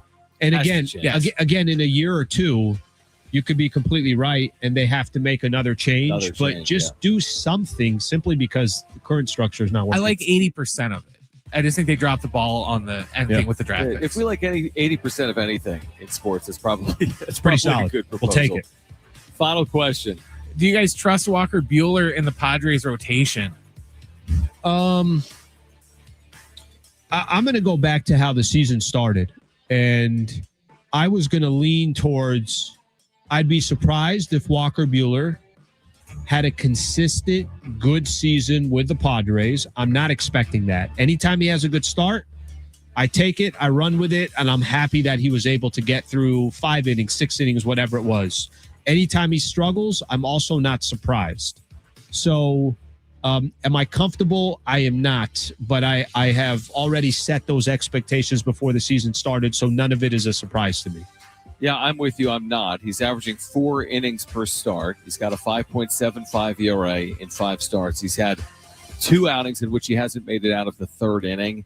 I'm not saying it's borrowed time, but I'm not sure if he'll be in the rotation all year. And certainly you wouldn't count on him in the postseason, even though his postseason record stands for itself. It's just he isn't the same player. I hope he can find, the previous version of himself, so to speak. And it's only 5 starts. It's not to say he's been an abject failure. No, he's got a 5.75 100%. I'm with you on that. But he's a 5 starter. 4 innings isn't good enough for me. He's got to get, through 5 innings. He's got to get that ERA under 5, obviously. But they're 19-9. So I think he's going to hold down that position until you have another option, which hopefully presents itself, the Pavettas, the Musgroves, the Griffin Cannings of the world over the course of the next handful of weeks or months. I'll ask you this. Are you surprised? Is he worse than you thought? Let me put it that way. Not at all. No. Not worse than you thought. No. Kind of what you expected? Yeah. Remember what I said? I'm like, I don't have expectations, which wasn't a great thing to say. And I think most people probably felt the same way. Maybe you got lost a little because it says Buehler on the back of his jersey, and we saw obviously what Walker Buehler was able to do in his career, and a tremendous pitcher over his career. But clearly those injuries have really affected him.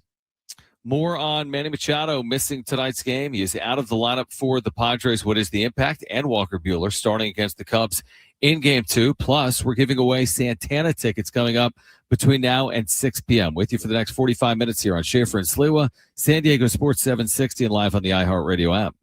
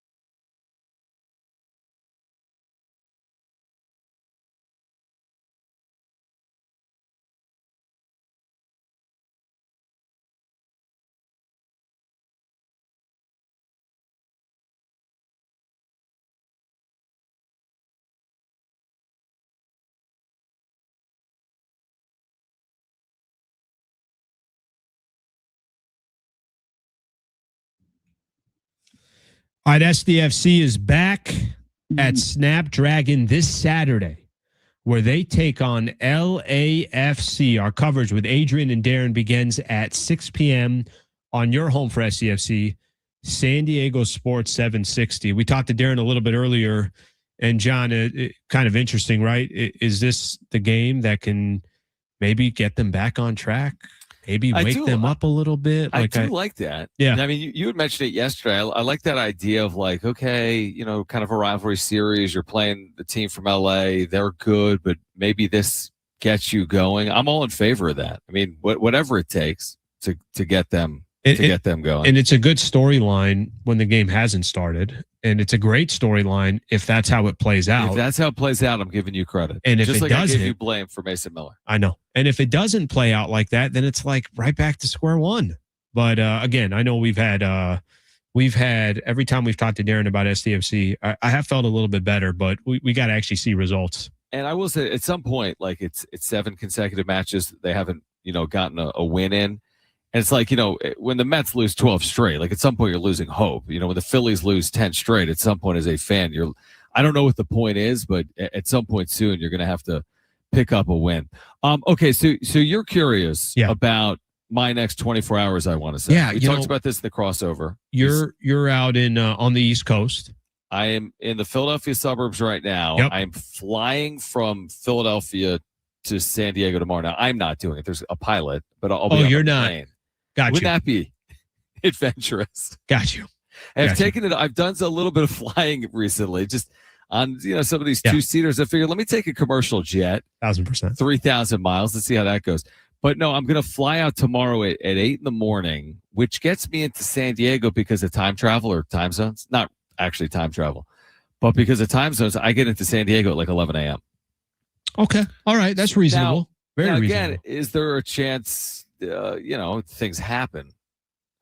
I mean, there's a lot of things that can happen, but assuming I get to San Diego, 11, 12, 1, I'm good to go. I do a lot of day of travel and do shows, whether it's the Aztecs, sometimes, personal, whatever it is. That's a little nerve-wracking. It's a little risky. Now, I always, sometimes, on the prior show, like, I'm not traveling from Europe to get back for a show same day. Like, that's idiotic to me.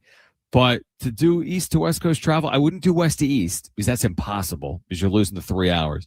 But East to West, life is for living. Roll the dice. It should be fine. How are you as a traveler? Like, are you one of those pass out right away, sleep well on a plane, looking at the clock every 7 minutes? Where are you on that? I'm not a big turbulence guy. Like, I'm not pro turbulence. Sure. I don't like not being in control of the aircraft, but I also don't want to be in control of the aircraft. Brent, are you listening to this? He's not a pro turbulence guy. Most people are.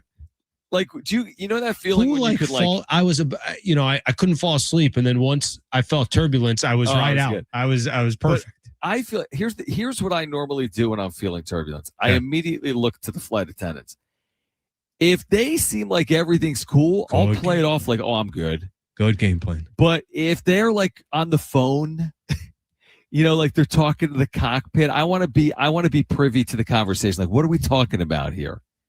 Is how I'm feeling in general. But I don't like. And you feel like the price you paid for your ticket, you should be in, like, you should have an earpiece. Correct. Whatever is being said behind the scenes, you should have access to it. Do I even want to know what they're talking about? Because I want them to play it off like everything's cool. Yeah. It's part of the plan. I'm always amazed at the people to my left and right that are just like, they're chilling, they're writing an email or they're sleeping. And it's like, I think the plane's going up and down like thousands of feet. And they're just like, no big deal. Well, I know today wasn't like one of those, because we didn't talk about something, we learn about each other, but it's really good to know that you're not a pro turbulence guy. Because I guess that's a good point. Because I think there's certain people in life, some of them are pro turbulence, others that are not. Right? Are you a flyer? Like, are you similar? Like, are you just cool with it? Like, hey, I'm good. No, that stuff scares me. I mean, I've never been in a situation where it's like I really had to worry about it. Some people have stories where whatever it is, that just turbulence went on for a couple of minutes or the plane really, really shook. My problem on traveling, I can't fall asleep on a plane. I can't fall asleep. I go freaking travel across the world and I cannot fall asleep. Now, maybe occasionally I'll get a little bit of shut eye, but for the most part, I'm not a good. I just sit there. Like, what the hell do I do now? Oh, you sit there and No, do no, nothing. You just stare at the screen. I download a ton of stuff. I Okay. put stuff on my phone. I put stuff on my laptop. You think I'm traveling across the world or something like that? Yeah, I mean, here's the thing. I mean, tomorrow's gonna be a bit of a long day, obviously, but it's all good. But I'm want not flying the plane. I know. I want your best stuff tomorrow. I don't want to hear, I had to wake up early. I want you coming in.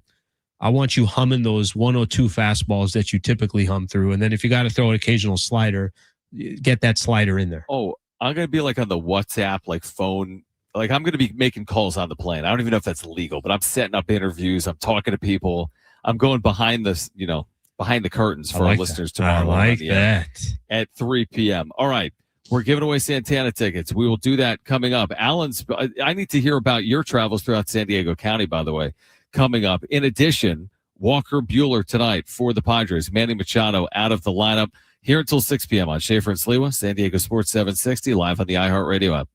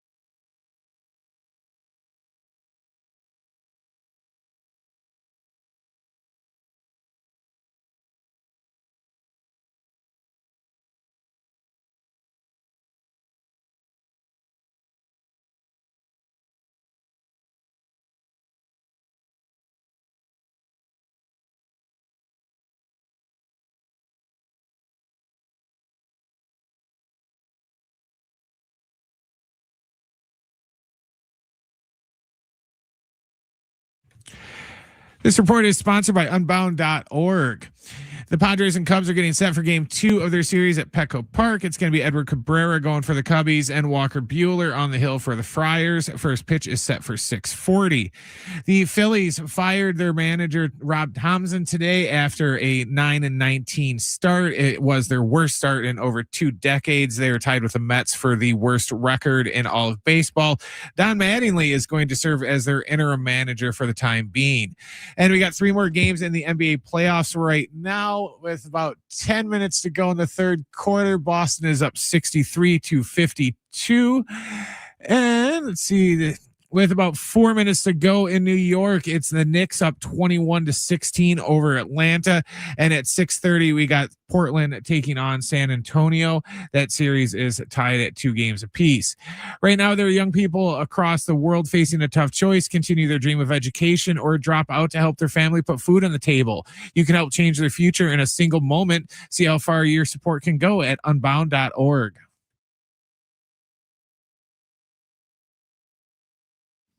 All right, we're giving away Santana tickets. We're doing it in the next 20 minutes. So if you want to see Santana this summer in San Diego, be listening here to Schaefer and Sliwa. That concert is coming up August 11th.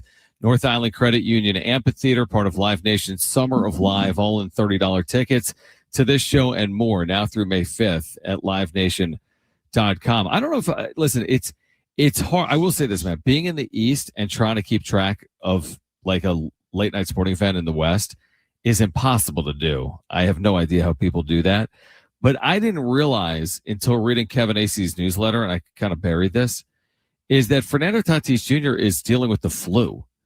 And he played last night through flu-like symptoms, has been dealing with like body chills and more, but was in the lineup. And again, did contribute, did play second base. He's back in the lineup here today. Not flu-like symptoms, but apparently dealing with the flu and in the lineup for the Padres. Again, we get it. College sports, professional sports is kind of a part of it, specifically baseball. There's not a lot of time off just to be sick. Yeah. It does happen. It happens in the NBA, it happens in the NFL.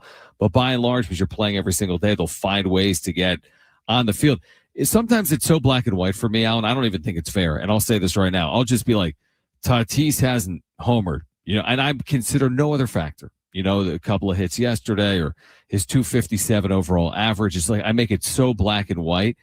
I didn't necessarily consider the fact that he's been under the weather. He's playing with the flu, and he's been out there for whatever it's worth. It's something that he's been dealing with, and I think still is heading into tonight. Yeah, listen, the conversation about Tatis isn't over the course of the last week. However long he's been dealing with flu-like symptoms or having the flu, whatever the case is. Obviously, we're looking at the totality of the season. If you and I would have taken a bet before the season started, and I said, hey, the first month of Major League Baseball this year and 28 games in, or how many ever games that they're in, you want to make a bet that Tatis is not going to hit a home run in the first 28 games? You'd be like, yeah, that's a pretty dumb bet. That's the conversation. So yes, of course, there are a lot of players that as the season progresses are going to have some nagging injuries that they're not going to tell us that they're dealing with this or dealing with that. And that might affect their play. I think with Tatis is just more the fact that obviously that's the glaring one, and really one of the more glaring stats in all of baseball. Tatis hasn't hit a home run. This is also fascinating. This is in Kevin's newsletter from today, right? He writes an extensive newsletter often, almost every day. I don't know what it is, 6 times a week, something like that in the UT. Listen to this. AC yesterday before the game, this is in his newsletter, is watching Tatis play, just do take grounders, right, at second base. And then according to AC, he says, I told him later I'd almost forgotten how good he was in the infield. Tatis's quote back to him was, I did not. He went on to say about playing in the infield, they never let me mature there. I like being in the dirt. That's Fernando Tatis Jr. to Kevin Acey yesterday. And I'm just seeing that now. That's fascinating. They never let me mature there.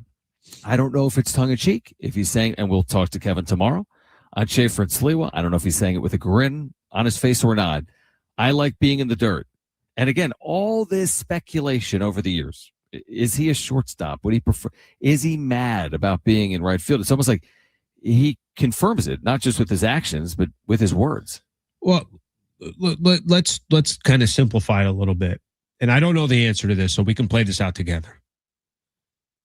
What's in the best interest of the team is what I want for Fernando Tatis. I want his mindset to just be whatever the squad needs me to do. Right. This ain't golf. This isn't tennis. Whatever is in the best interest of the team, that's what Tatis's focus should be on. And if the San Diego Padres are much better off with Tatis in right field, and hopefully he's obviously flourishing there and everything else, then I think our conversation ends. Again, I don't have the answer to this. What if the Padres are better off with Tatis in the infield? I don't know. I mean, it's not like we have this long sample size of him playing at second base. But just hypothetically, we'll use the quote that he said, and AC can expand on it tomorrow. But let's just pretend that Tatis does want to be at second. He does want to be playing on dirt, and he's also a much better player at the bat or at the plate with his bat when he is on the dirt. Hypothetically, if those all kind of go into play and that's in the best interest of the team, I'm down for anything. But I just, at the end of the day, the San Diego Padres, they got a squad that's sitting at 19-9. They need Tatis to hit more home runs. They need some other players to step up as well. They need their pitching staff to come back. They want a shot at competing in the NL this year. Whatever's in the best interest of the team. And I don't know if that's Tatis at second or it's Tatis at right, but we only have 4 games with Tatis at second. And it feels like to that point, the organization believes he's a better right fielder. Why do I say that?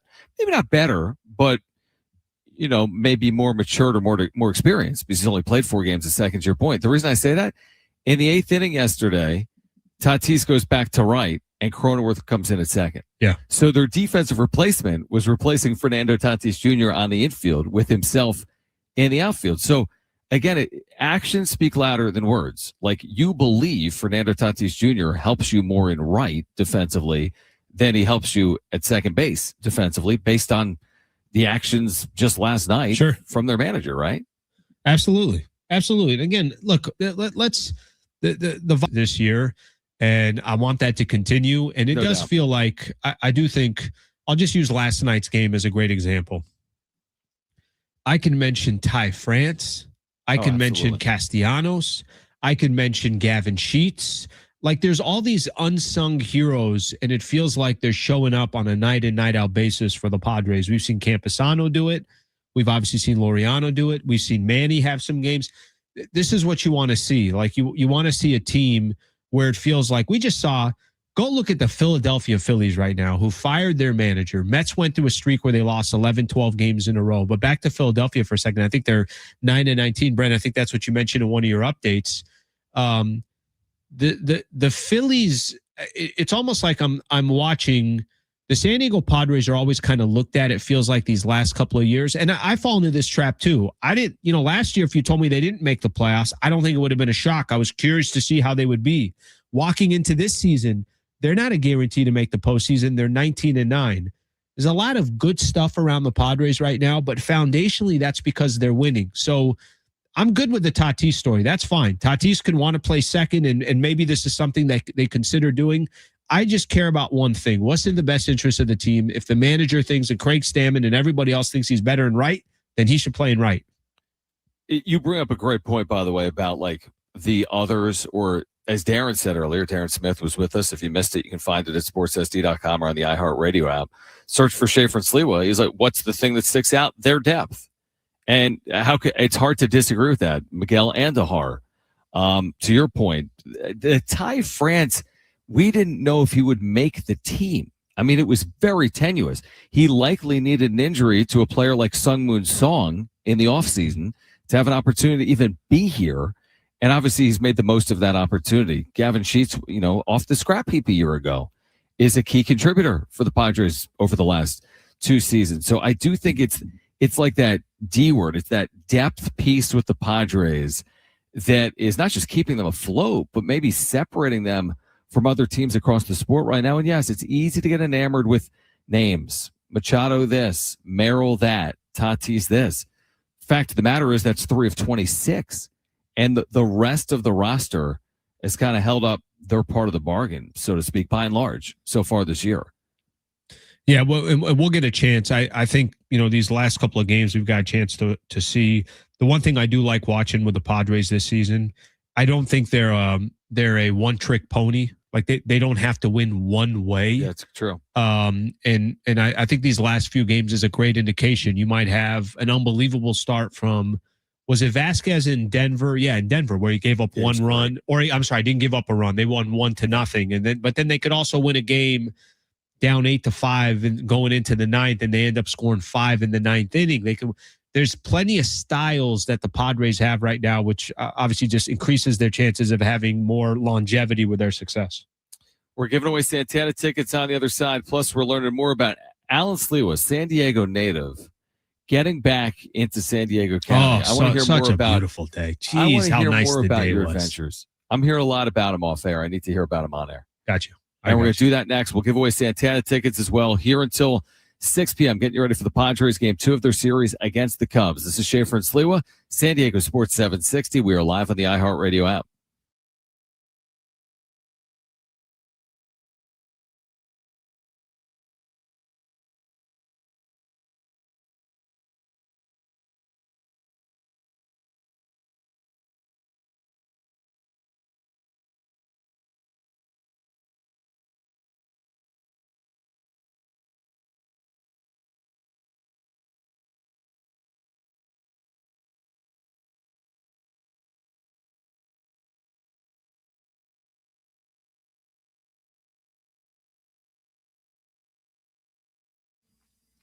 All right, hey guys, it is Schaefer again for our friends at the all-new Hamul Casino Resort, the Players Place, and I've been telling you about them for a while now. You will love their hotel and spa at Hamul.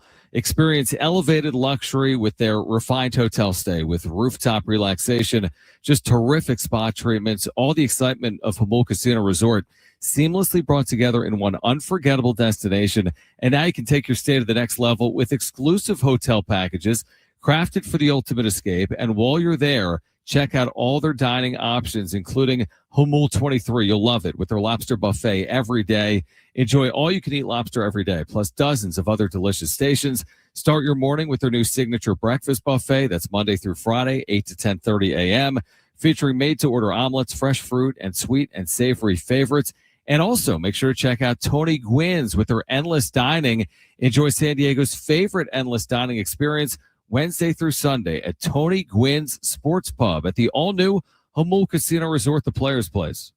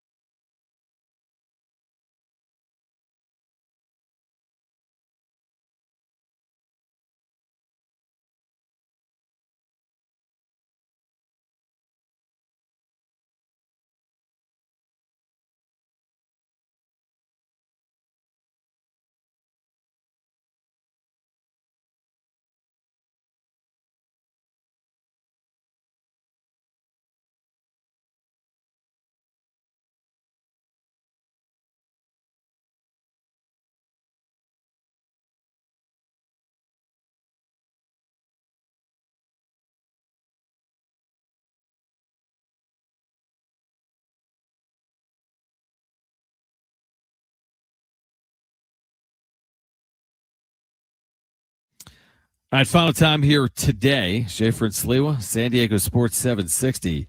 Call right now if you want a pair of tickets to see Santana for Live Nation Summer of Live. Caller 3, you are going August 11th at the North Island Credit Union Amphitheater. Call right now if you want those free tickets to see Santana. 877-767-4760. Again, pick up the phone and call right now if you want those free tickets. Absolutely free. 877-767-4760. It's Live Nation's Summer of Live. All in $30 tickets to this show and tons more now through May 5th at livenation.com. All right, so we've got concert tickets for you all week long. Kevin Acey back in the show tomorrow. We're getting you ready for the Aztecs spring game on Friday out at Riverwalk Golf. Looking forward to that. We'll talk to Sean Lewis on Friday. You'll hear a spring football broadcast, by the way, around the spring football game. Saturday from 1 to 3 p.m. as well here on San Diego Sports 760. So we're getting out and about in the community. You're born and raised here. Yeah. But you've been in L.A. working on the radio as well. Now getting back to San Diego. What has that been like for you? So I told you a little bit earlier today. I'm like, I'm thirsty for, by the way, I mean, I'm coming down. Even when I was living in L.A., I'm down in San Diego a couple times a month. All my family's out in East County. Anyways, long story short, I've been telling you, like, I'm on this heater right now in San Diego.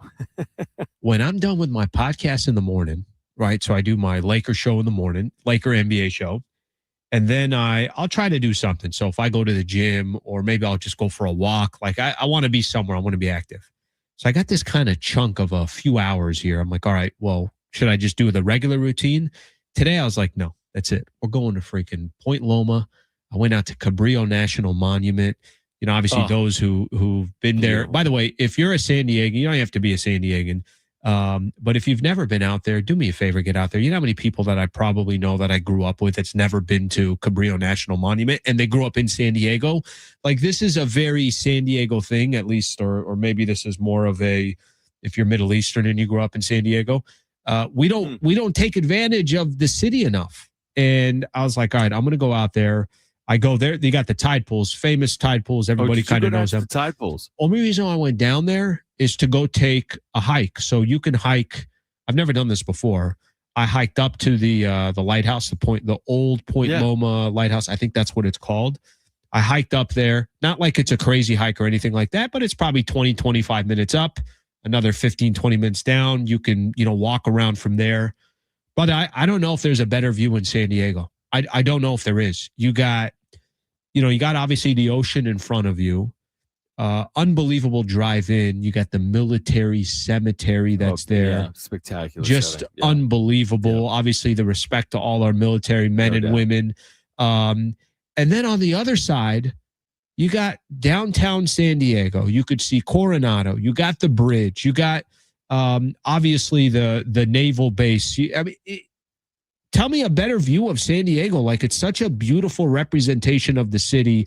I spent probably an hour and a half out there. I'm like, you know what? John's doing the show by himself. I'm not going in today. You should have stayed. You should have brought the equipment and just done it live. You have the equipment.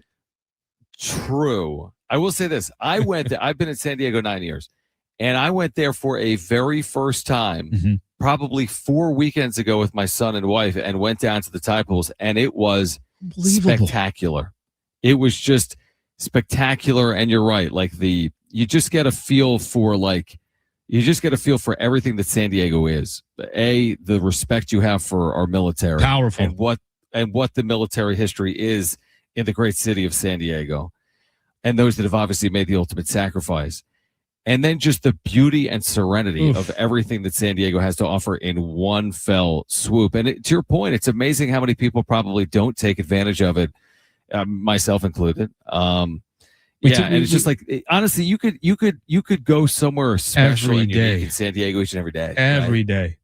Yeah, we take it for granted. That's all. I mean, special. That's it. Like, it's so easy to get caught up in whatever everybody's doing. I'm not telling you that everybody's got a block of hours in the middle of the day like I decided to have, but you go at freaking 6 o'clock at night. Doesn't matter when you go, especially now with how late it gets dark or how, So anyways, you forget about Tatis's homerless streak. Like, you go out there, it's a little less about, oh man, I can't believe that 7th inning usage of the bullpen. Brother, I wish I would tell you that was the case, but my mind starts churning. I'm like, hey, that's a good topic for the show. You know, you're just kind of in your own world. But it was beautiful. It really was just phenomenal to be out there. Again, I encourage anybody, if you haven't been out to Cabrillo in a long time, get your, you know what, out there. You'll love every second. And I love that you did that with the fam, because I'm sure there's a lot of families like, yeah, why would I go anywhere else? Let me spend half a day with my kids out in this area. What else is on your like the San Diego, again, as a native, like a San Diego bucket list? The things that may, like to your point, maybe some things are taken for granted that tourists may do. Yeah. Like, for example, here in Philadelphia, where I am visiting my brother and my mom and my brother's family, everyone takes like the Liberty Bell for granted, but there's a lot of Philadelphians that have never been to the Liberty Bell. I mean, a ton I of believe people it. that have never I believe it. been to the Liberty Bell. Like, what is that? What's the San Diego equivalent of such a thing? Maybe it's Cabrillo, honestly. Like, is there such a staple in San Diego that San Diegans don't necessarily take advantage of it? Maybe it's just the beach. Yeah. I think it's the ocean and just in general. Yeah, maybe it's the ocean. There's a stretch from like, I mean, hell, you go in Mission. I mean, it doesn't matter where you are, but there's this stretch here where it's like some of these beaches, and I could tell you this, I think a lot of people understand, anytime you're in a beach city, there's a lot of headache that comes with parking and getting out to the beach and all that stuff. In SD, again, I'm not telling you go out on 4th of July on a Sunday. You know, of course, you know, we know what it's going to look like. But in San Diego, there's so many of these like beach access places every few hundred yards when you're coastal. You're going to find parking. You're going to find a place to go. I'm with Brent. I think the beach is the biggest one. What I need a tour guide, and I need somebody to just basically spend half a day in Chula Vista is where I want to go. I want to spend like half a day in Chula Vista, somebody that had just complete roots in that area. That's an area that I haven't spent, even when I was, you know, born and raised in San Diego, out in El Cajon, went to San Diego State. But Chula Vista, I know is a complete kind of like, it's not the way it used to be. And I'm sure there's so many different restaurants, bars, things like that. I'd love more of an education on Chula Vista. Dude, I like spend not just a half day in Chula. I'll spend another half day in Tijuana. Let's go. You know, what are we doing? Let's go. I mean, I'll do remotes from TJ. I'll do remotes from Chula. I mean, we're going to get out and about. Obviously, as Schaefer and Sleewood gets underway, my wife and I have been down to Tijuana before. And it's amazing what you can experience just by going out to experience something. Same thing in San Diego. Like, you can, to your point, when you have a block of time, there's so many possibilities. It's almost like, where do you even start? I say this all the time to my wife. She always gets mad at me. We'll go somewhere and I'll say, I'm going to come here before a show. And it's like a running, because everywhere is so spectacular. I'm like, oh, I love this spot. I want to come here and prep from this spot before a show. And then I never get back to it, because then there's another great spot that we get to, and I want to get there before a show, and so on and so forth. The one thing that I did do when I'm driving, basically taking the freeway 8 West all the way to the end, I think it's Nimitz to get down to Cabrillo. I did see the sports arena to my left. I almost went to Home Depot and said, I'm just going to start shoveling this thing and start building. Start working on it. I'm going to start building. Why am I forgetting the name here? The project down there. The Midway? Midway. Yeah, I'm just going to start. Rising? I'm just going to start building Midway Rising so we could get a 16,000 seat stadium there. I'll help you out on that. Now, you got time? I can't change light bulbs, but I'm happy to get that thing started with you. I'll get a shovel. We'll just write permit approved, and then if anybody comes, we'll just show it to them. We are back tomorrow at 3 p.m. Kevin Acee. With Kevin Acee joining us tomorrow at 3 p.m. Tons to get to. Reaction to Game 2 of this Padres-Cubs series as well. If you missed anything today, get to sportssd.com or the iHeartRadio app, iTunes, TuneIn Radio, or Spotify as well. Back tomorrow at 3 p.m. for Brent and Alan. Safe travels. John. Good stuff, man. Appreciate you. If not, enjoy the solo show. Back tomorrow at 3 p.m. right here on Schaefer and Slee with San Diego Sports 760 live on the iHeartRadio app.